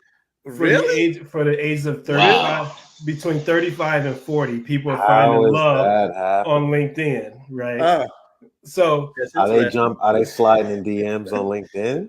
Remember that was frowned upon back in the day. Are you like waiting to meet somebody at a conference? Like, how is this unfolding? No. I'm gonna tell you right now. I know exactly how this is happening, and I wanted to act surprised by that fun fact, but it makes sense because let's be real, right? About 10, 15 years ago, what did we see happen in Chicago was the explosion of all of those networking functions, right? And all they were like meat markets. All it was, hey, women, this is where you go to find out what kind of jobs that men have. And I remember there was this one that you would go to where, depending upon your industry, you had a color-coded like name badge. And I'm pretty certain that if you were in engineering, you know what I'm saying, or something that or technology, something that looked like it made money, that's probably where all the people were gravitating towards. You know what I'm saying? So it does make sense, because I used to have women that would slide in my DMs on some business. Hey, listen, I've been listening to your podcast, and I just wanted to meet up with you for a second. I just want to tell you about these things. And it's like, girl, stop it. Like, that was your little slick way of hollering. So I honestly, that makes a lot of sense. Omar, how did you hear about this, man? How do you know about this? Well, being a former LinkedIner, but it's also ears to the streets. It's also all over. Keeps his ears to the streets. It's actually all over the news. But the thing is, I think what's happening is that, it was frowned upon back in the day, because guys were trying back in the day. You would hear about all the time, like sliding the DMs, especially if you work with like really attractive women. You would hear them complain about it. But I think the game has changed now.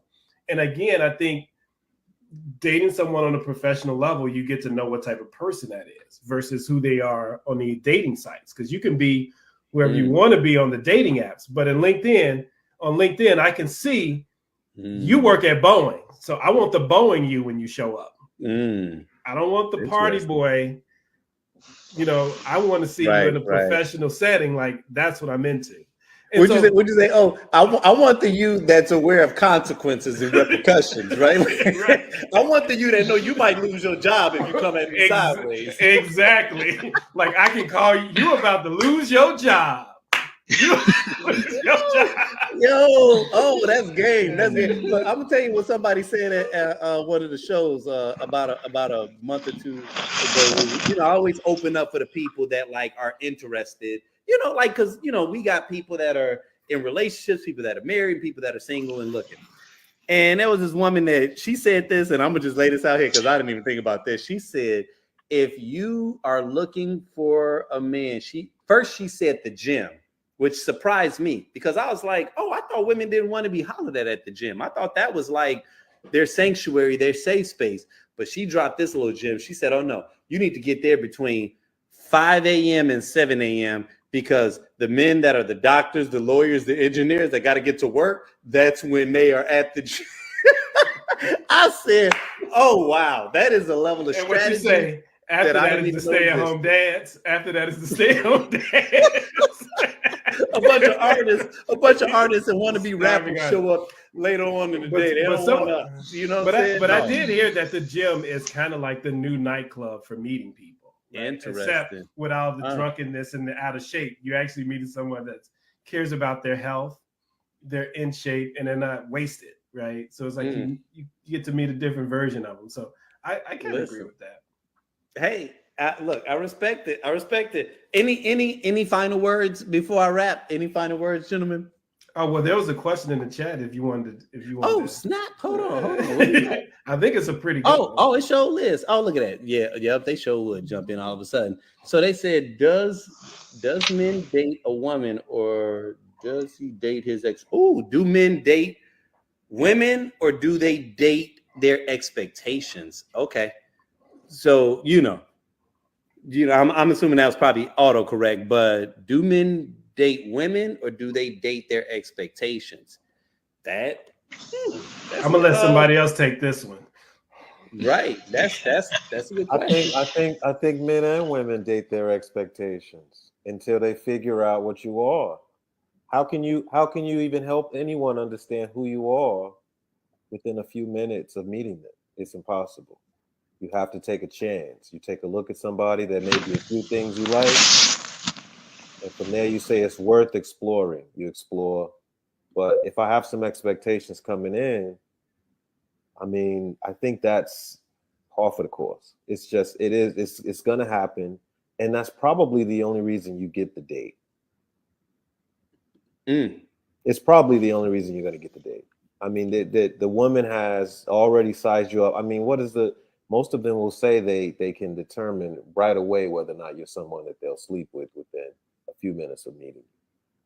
So expectations do get set, and I think it happens on both sides. So I would avoid trying to pinpoint that on men and make this emotional conversation even deeper than I think it needs to be. We just need to be masculine out here. We're not hitting women over the head and dragging them into caves. We're not doing those things.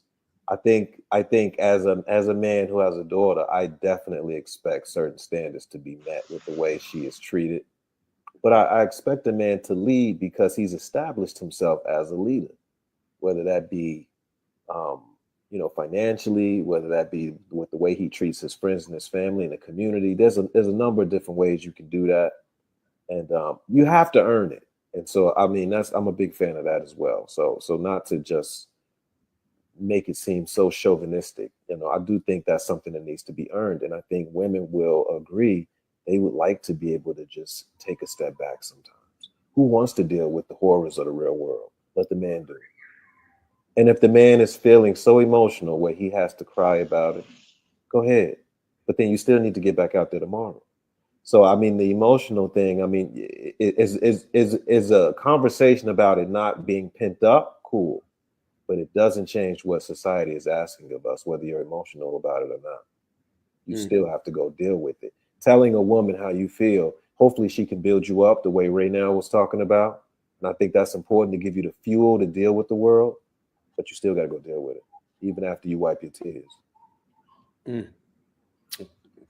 That's solid. That's solid. Absolutely. Right. That's Absolutely. solid. There you go. Right. Enjoyed you boys this evening. Enjoyed the conversation. Definitely, It's man. been a pleasure. I want to throw one more thing out there because I see this other comment. We make enough money to choose our financial match. So here's something I didn't know about. I'll drop this and then we can wrap it up. But we always talk about, in terms of men being a financial support and they're the ones that cover the bills, et cetera, et cetera.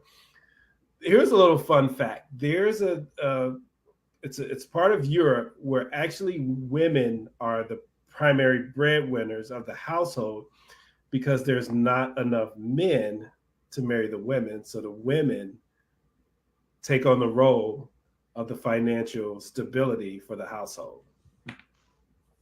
Just a little fun fact I wanted to throw out there. That's interesting. So in doing so,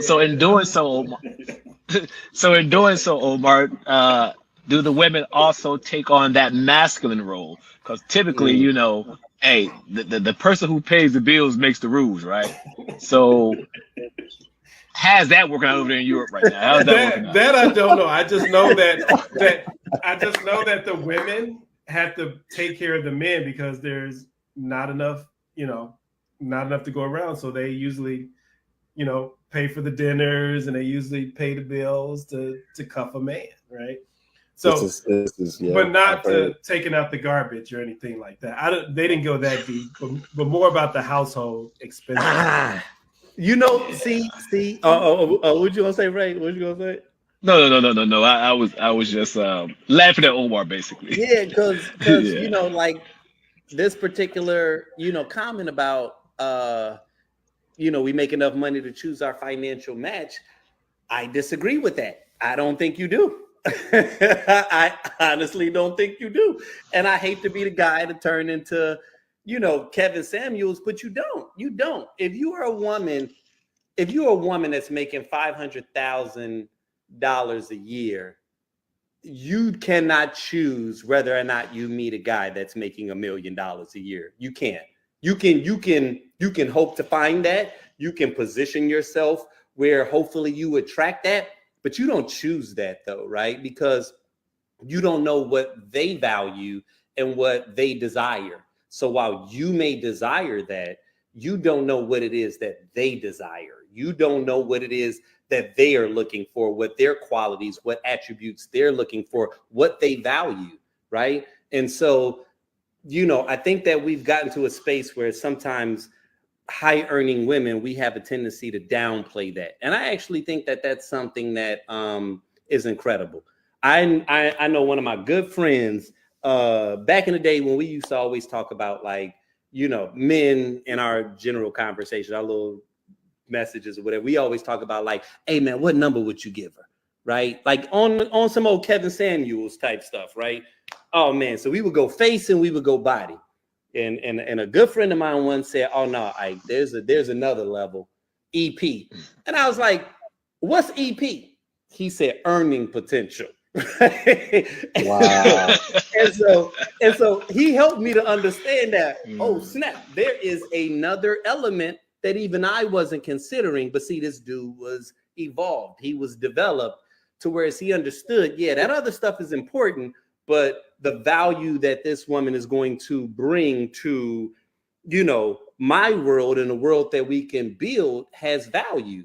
Now, this dude was on some next level space age pimping, right? Like we was all living in 2010.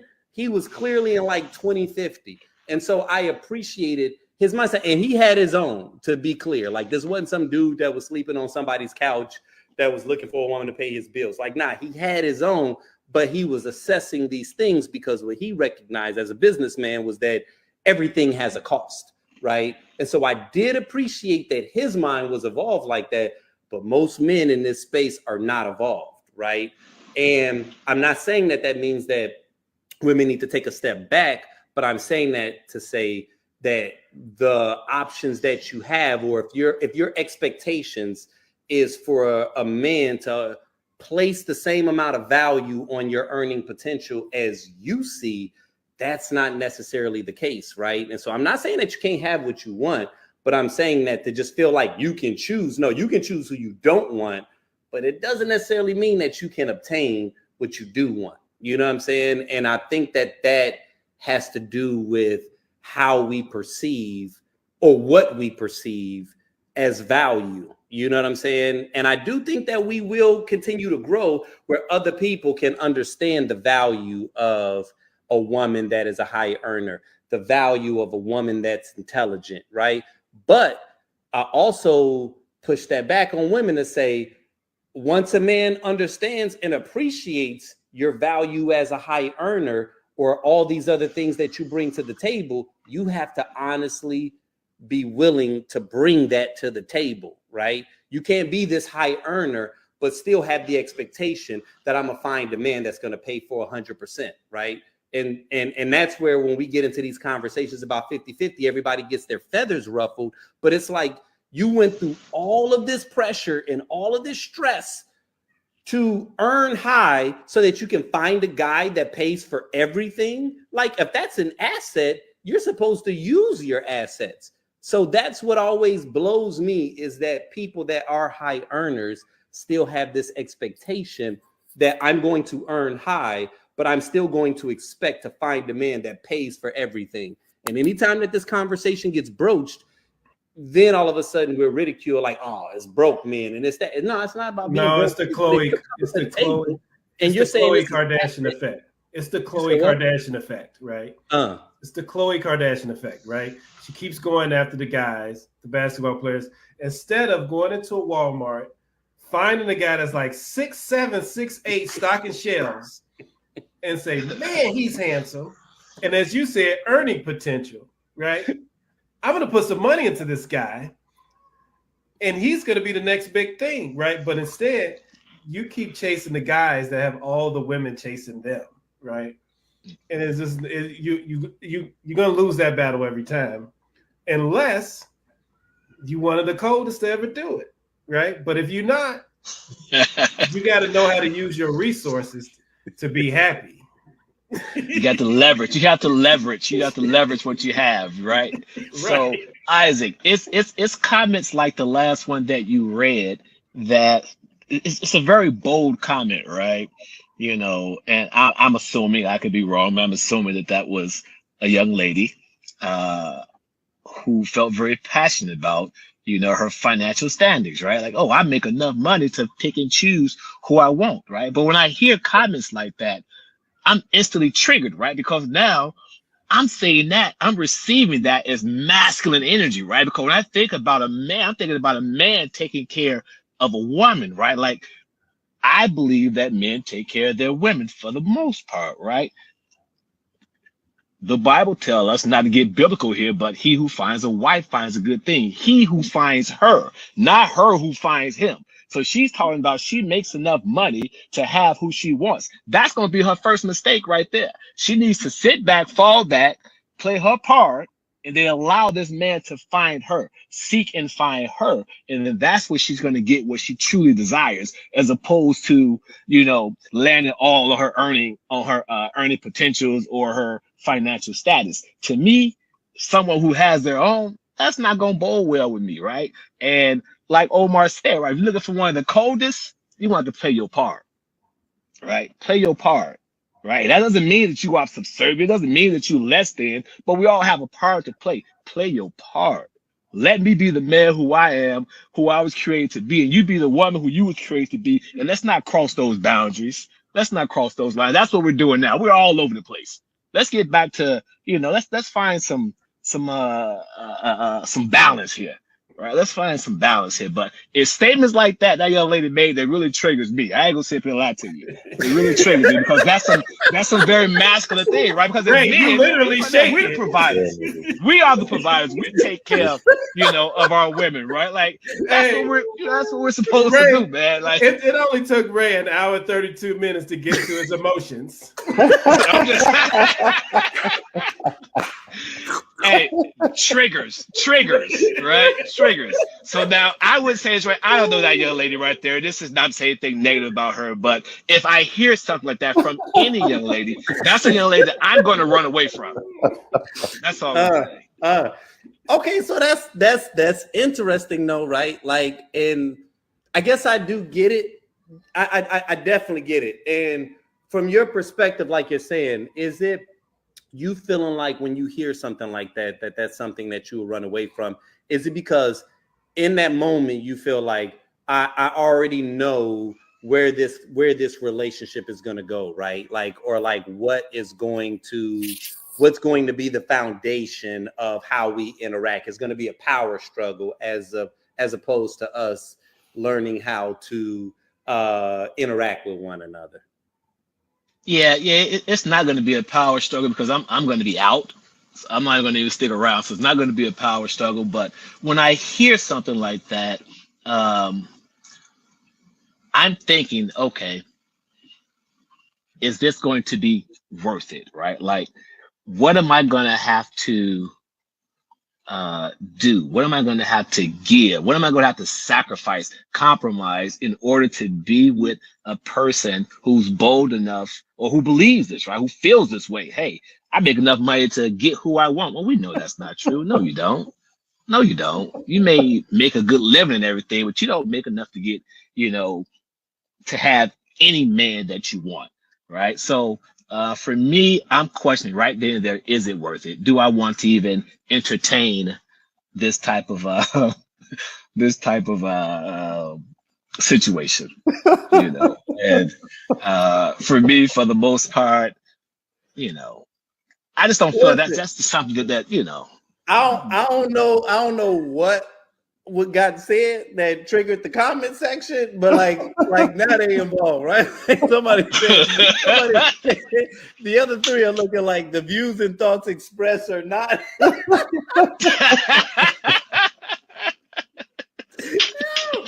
good. That is good. Lord. Says, I think you have a right to run. We are not yoked, but I'm yoked to someone that wants to build with me and not around me. That's fair. That's fair. Yeah, absolutely. I think it's to each his own, right? I think whatever works for you, it works for you, right? Because I remember I met a couple many years ago, and I made the stay-at-home dad joke, but he was a stay-at-home dad. His wife was like an editor-in-chief of a magazine, so she made good money, and they wanted someone to be at home with the kids. So he had a couple sports cars. That was his thing. And he was happy. And then he was like, he loved it because on the weekends, he had to himself. And he can go out with his friends, hang out.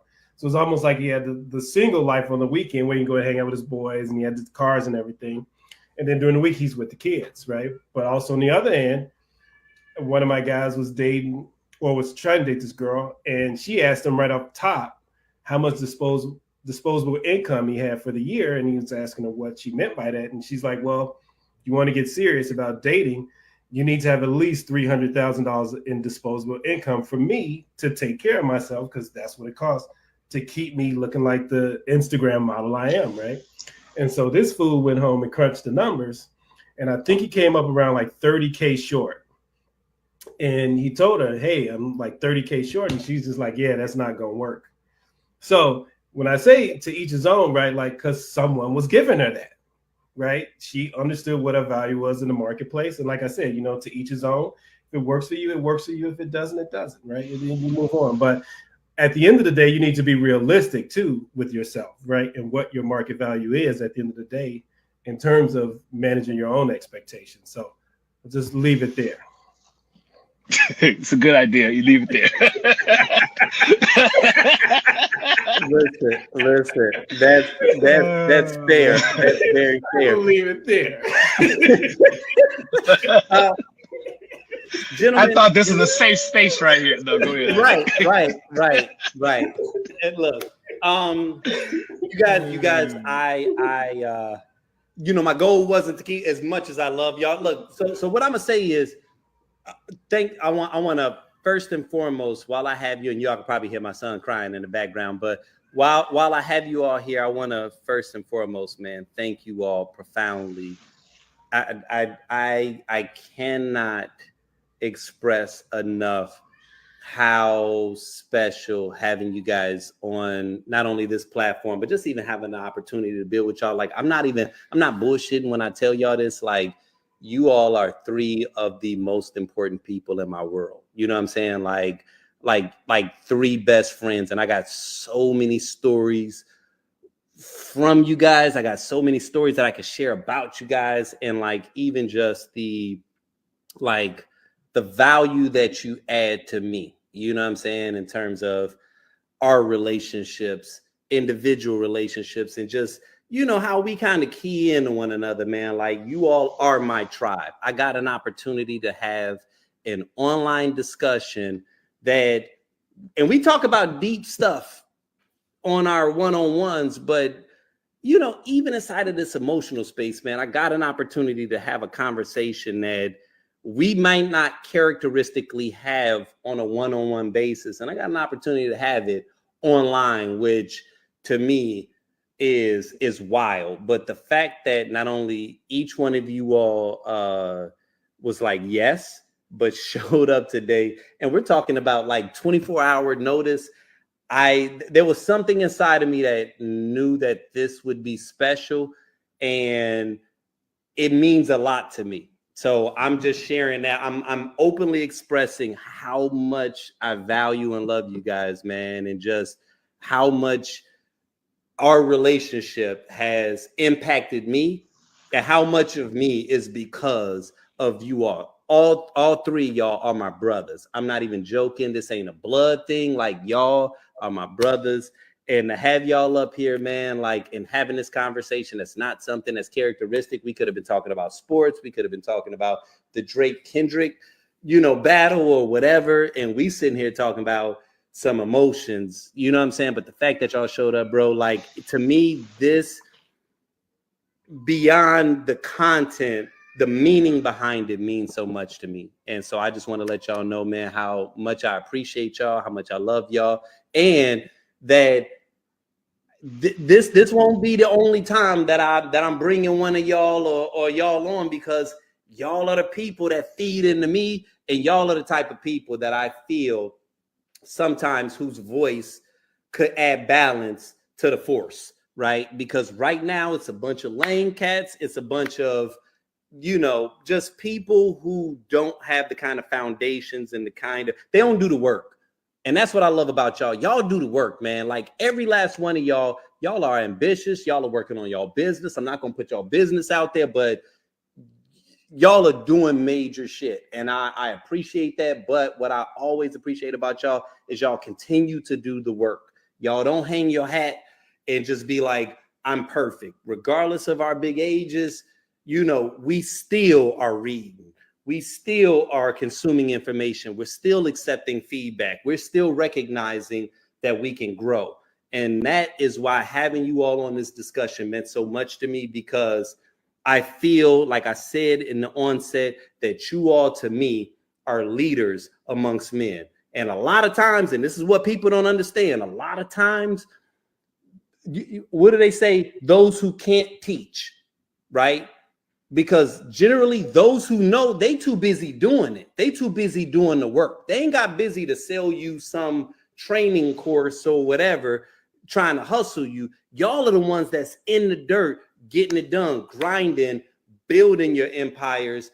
And so because you're in the game, you're right, y'all on some LeBron-ish, but because y'all in the game, y'all ain't got time to coach. Y'all ain't got time to give the play-by-plays and what y'all feel about other. Y'all are actively in the game. And so the fact that y'all took time out, that y'all called time out from the game to come and have a discussion with me, man, I cannot begin to explain, man, how much it means to me. So I just want to let y'all know, and I'm saying this publicly, how much I love y'all, how much I appreciate y'all, and how much value you add to my world. And so, like I said, man, gentlemen, thank you.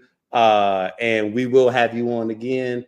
I'm certain that even the people that are tuned in appreciate the value that you've added, man. But thank you, gentlemen. Thank you. Thank you. I appreciate Thank you. Thank you. And know that's reciprocated as well. Thank you. Yeah, appreciate Absolutely. you. So with that being said, I'm killing everybody. I'm removing them all so that I can go ahead and wrap up. and I wanted to do that publicly, man. And I'm not, that's not me just saying that because, they can, no, I'm dead ass when I say that those three gentlemen to me are literally why I am who I am. And so to hit them up short notice, on a day that's 88 degrees in Chicago and probably hella sexy in New York, I just love the fact that they were able to pull up and add value to a discussion that I even questioned at a point whether or not they would. Like, there was a point where I was like, I don't even know if they will add in to the discourse, because we don't, like, we talk about a lot. We talk about our thoughts. We don't always talk about our emotions. And so this was exactly what I could hope for, right? I will end with just kind of summing up and just giving my own personal opinion. I think that what was unique about this discussion is that I hesitated for a moment, right? Because we all recently saw the footage of what occurred with Diddy and Cassie, right? And so now there's obviously reasonably and understandably this public outcry where it's like, well, where are all the other people that are speaking out about this? And while I can understand why everybody doesn't speak out about it, you know, I was hesitant about having a discussion about men and their emotions in the aftermath of us recognizing of the tragic experiences that Cassie has had to experience, right? I question if I was being tone deaf, if I was centering the conversation around men when really I should be talking about her emotions, right? But I had already planned this discussion, and so I didn't want to deviate from that because I felt like it still had value. And I also even felt on some level like when we witnessed what we did, while it was tragic, while it was abhorrent, while it was inexcusable, what we also saw was someone who clearly does not have a handle on dealing with his emotions. And when men, not even just Black men, when men do not have an outlet or have an inability to express their emotions, and the only avenue that we're given is anger, then that becomes the avenue that we lean into, right? Because that's how we solve issues. When I show my vulnerability, I'm being castigated. When I show my sensitivity, when I show anxiety, I'm being castigated. But when I show anger, I get results. When I show my ass, I get results. That's why we've even seen Kanye, like every time Kanye has an outburst, and no matter how ridiculous it gets, all the way from George Bush doesn't like Black people to, you know, the slavery was a choice, right?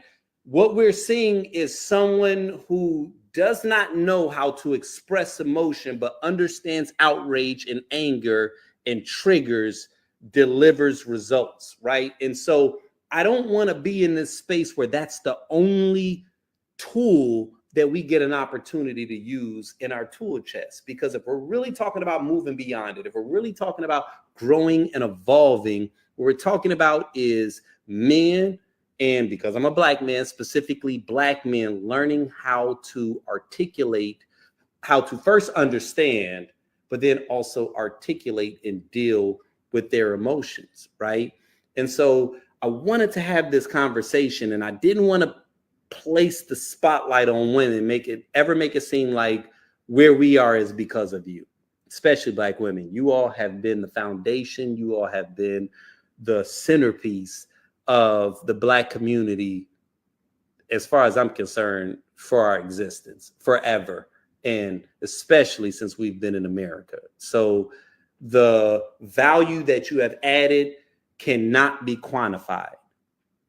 I also believe that as men, we need to start getting comfortable with this new space as we redefine what masculinity is. And it's going to be a balance, right? It's going to be a balance, because a part of that balance is going to be us understanding that we do have a role.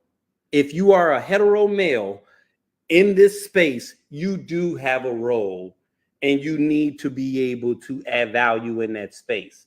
But we also need to understand that that role isn't an indictment, right? That role isn't a prison. It doesn't mean that just because we are considered to be strong, or just because we have the ability sometimes to manage our emotions and still kind of push through, that means that we should not express our emotions, that we should not recognize our emotions, that we should not feel the type of comfort around our significant others where we can authentically have these interactions, right? And while that, I will put the onus on us, and I will say that that's on us to do that, I will say that we can only do that if we have your support in doing it, right? Meaning when we share this, that you allow us the moment to show our vulnerability, that moment to show our weakness, and it does not, I'm not going to even go as far as to say be weaponized against us, but just that we can give the release, and then when we step back up to the table, that's not being held against us mentally, emotionally, or spiritually, right? And I know that this isn't a switch that you can necessarily turn off if you're not someone that just naturally kind of lean in that area, but these are the kind of conversations that we need to have, because I think that as we lean more into this space, if every time that we do express our emotions, we're being reprimanded for it, then it's like Pavlov's dog, right? We're going to be like, oh, well, they told me they wanted me to express my emotions, but then when I did it, I got ridiculed. I'm not going to do that behavior anymore, right? And so we have to evolve collectively. This isn't an individual evolution. It's a collective evolution. But I will say this much, and this is how I was going to end it initially, because when I saw the weaponizing the vulnerability clip, I did write some notes. And one of the things that I wanted to be cognizant of was I didn't want us to get to a space where we felt like we're telling women to be better, right?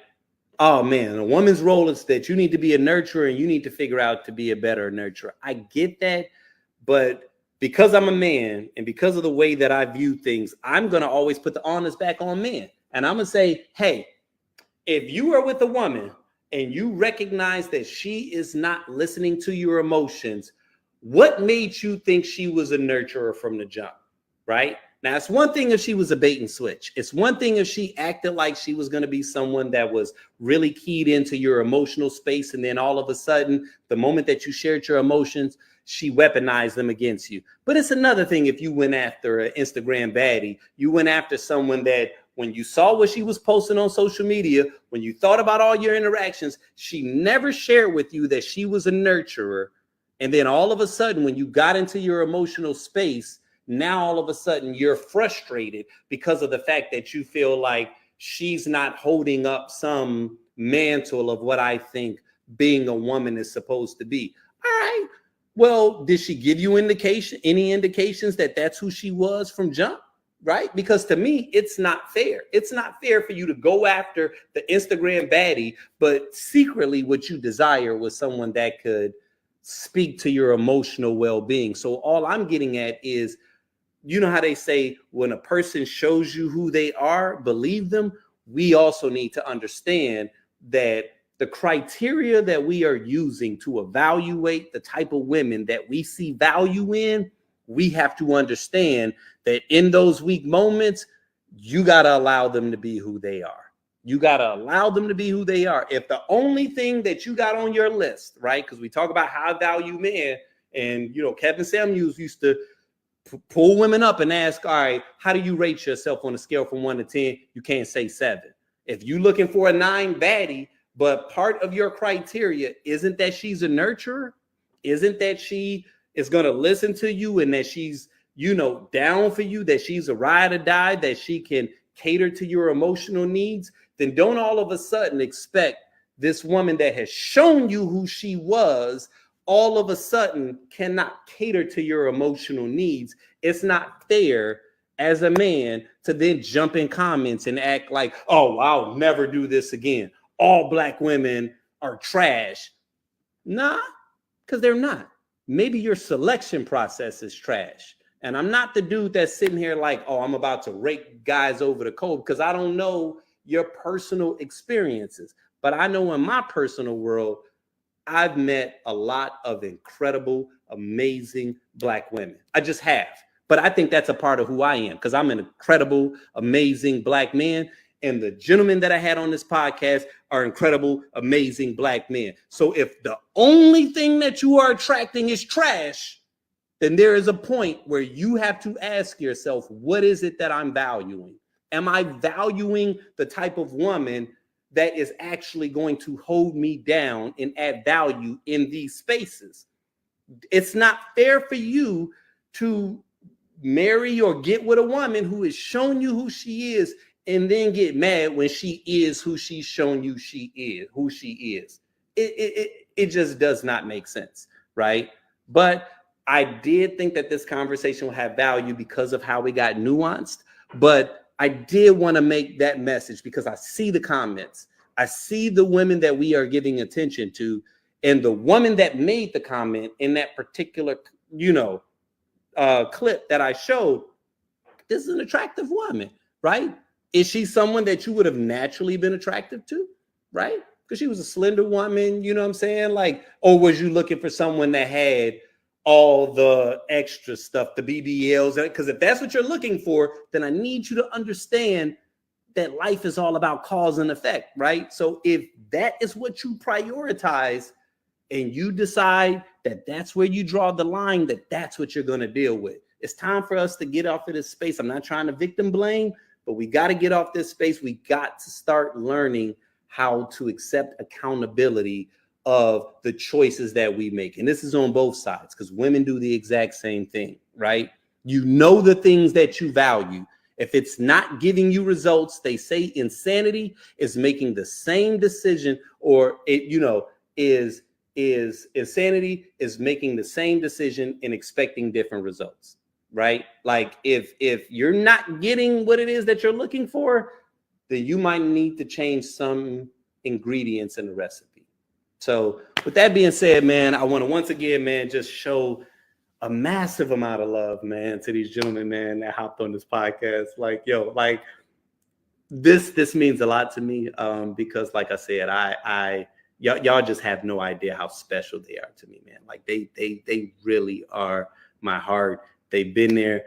And when it comes to them, we all know where the bodies are buried, right? Like mutually. Like, so, you know, we were able to have this conversation. You know, I ain't outed none of the homies, but I still feel like it had value. And so I want to thank them. I want to thank you all. And with that being said, until the next time.